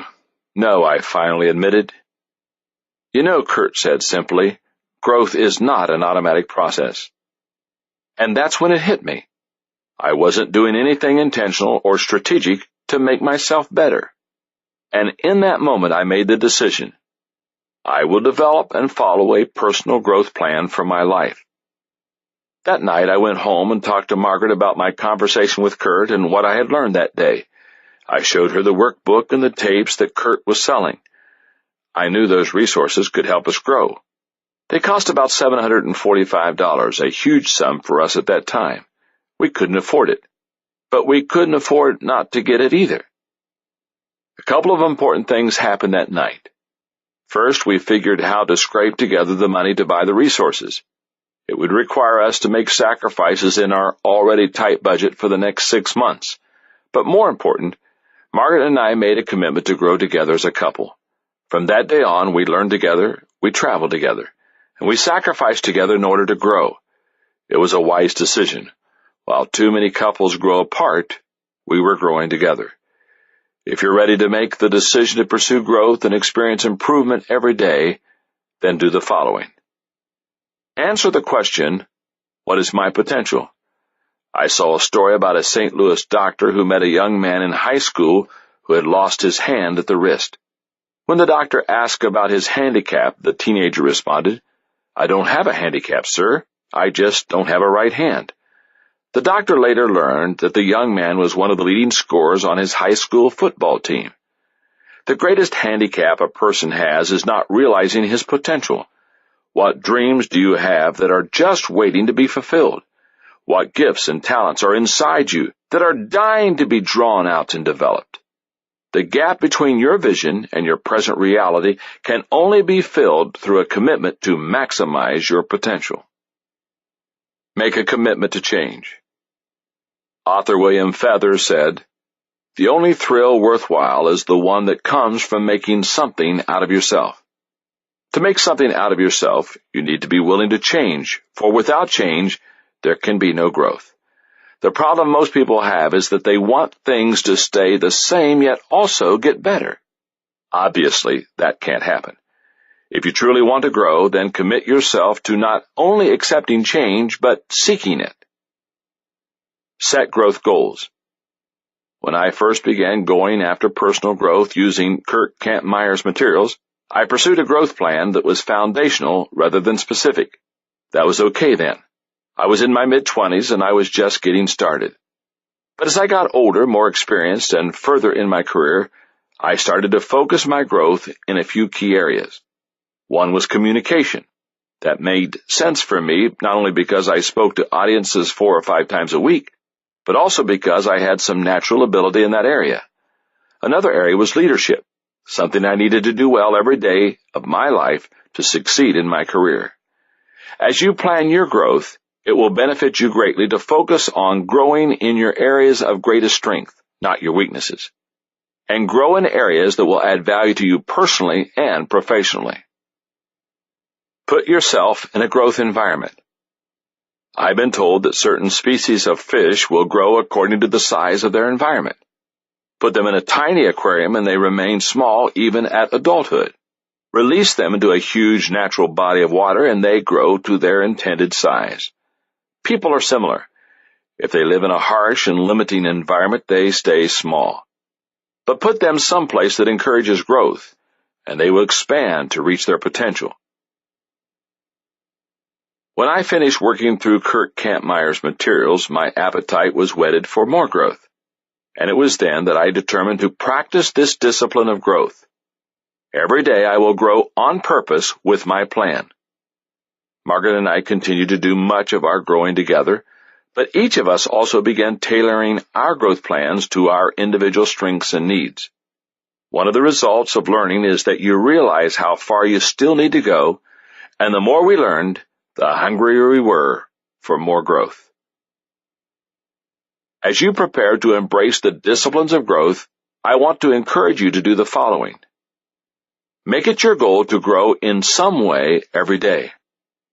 In 1972, high school swimmer John Neighbor watched the Olympics on television and was inspired.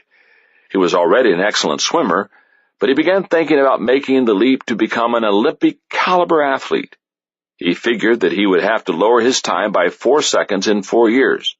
For you and me, that might not be too difficult because we have such a long way to go. But for someone like Neighbor, who was already well trained, that seemed impossible. Elite racers think in terms of improving by fractions of a second. Thinking about that fact, he suddenly figured out how to approach the task. If he planned to train 10 months a year for the next 4 years, he would have to improve by 1/10 of a second every month. It was still a great challenge, but he believed he could do it and be ready for the 1976 Olympics. Neighbor had the right idea, and it worked. He came home with 5 medals, 4 of them gold. If you and I want to be successful in our growth, we must adopt a similar mindset. If we desire to improve a little every day and plan it that way, then we can make great progress over the long haul. Apply what you learned. Mike Abrashoff, author of It's Your Ship, says, "Up is not an easy direction. It defies gravity, both cultural and magnetic. Often the most difficult part of the upward climb of growth is putting into practice what you learn. Yet that is where the true value is. The final test of any learning is always application. If what you're learning can be used in some way to help and improve you or others, then it is worth the effort." Of the daily dozen, I'd have to say that personal growth has probably been the strongest. I marvel at what has happened to me as my daily practice has compounded over the years.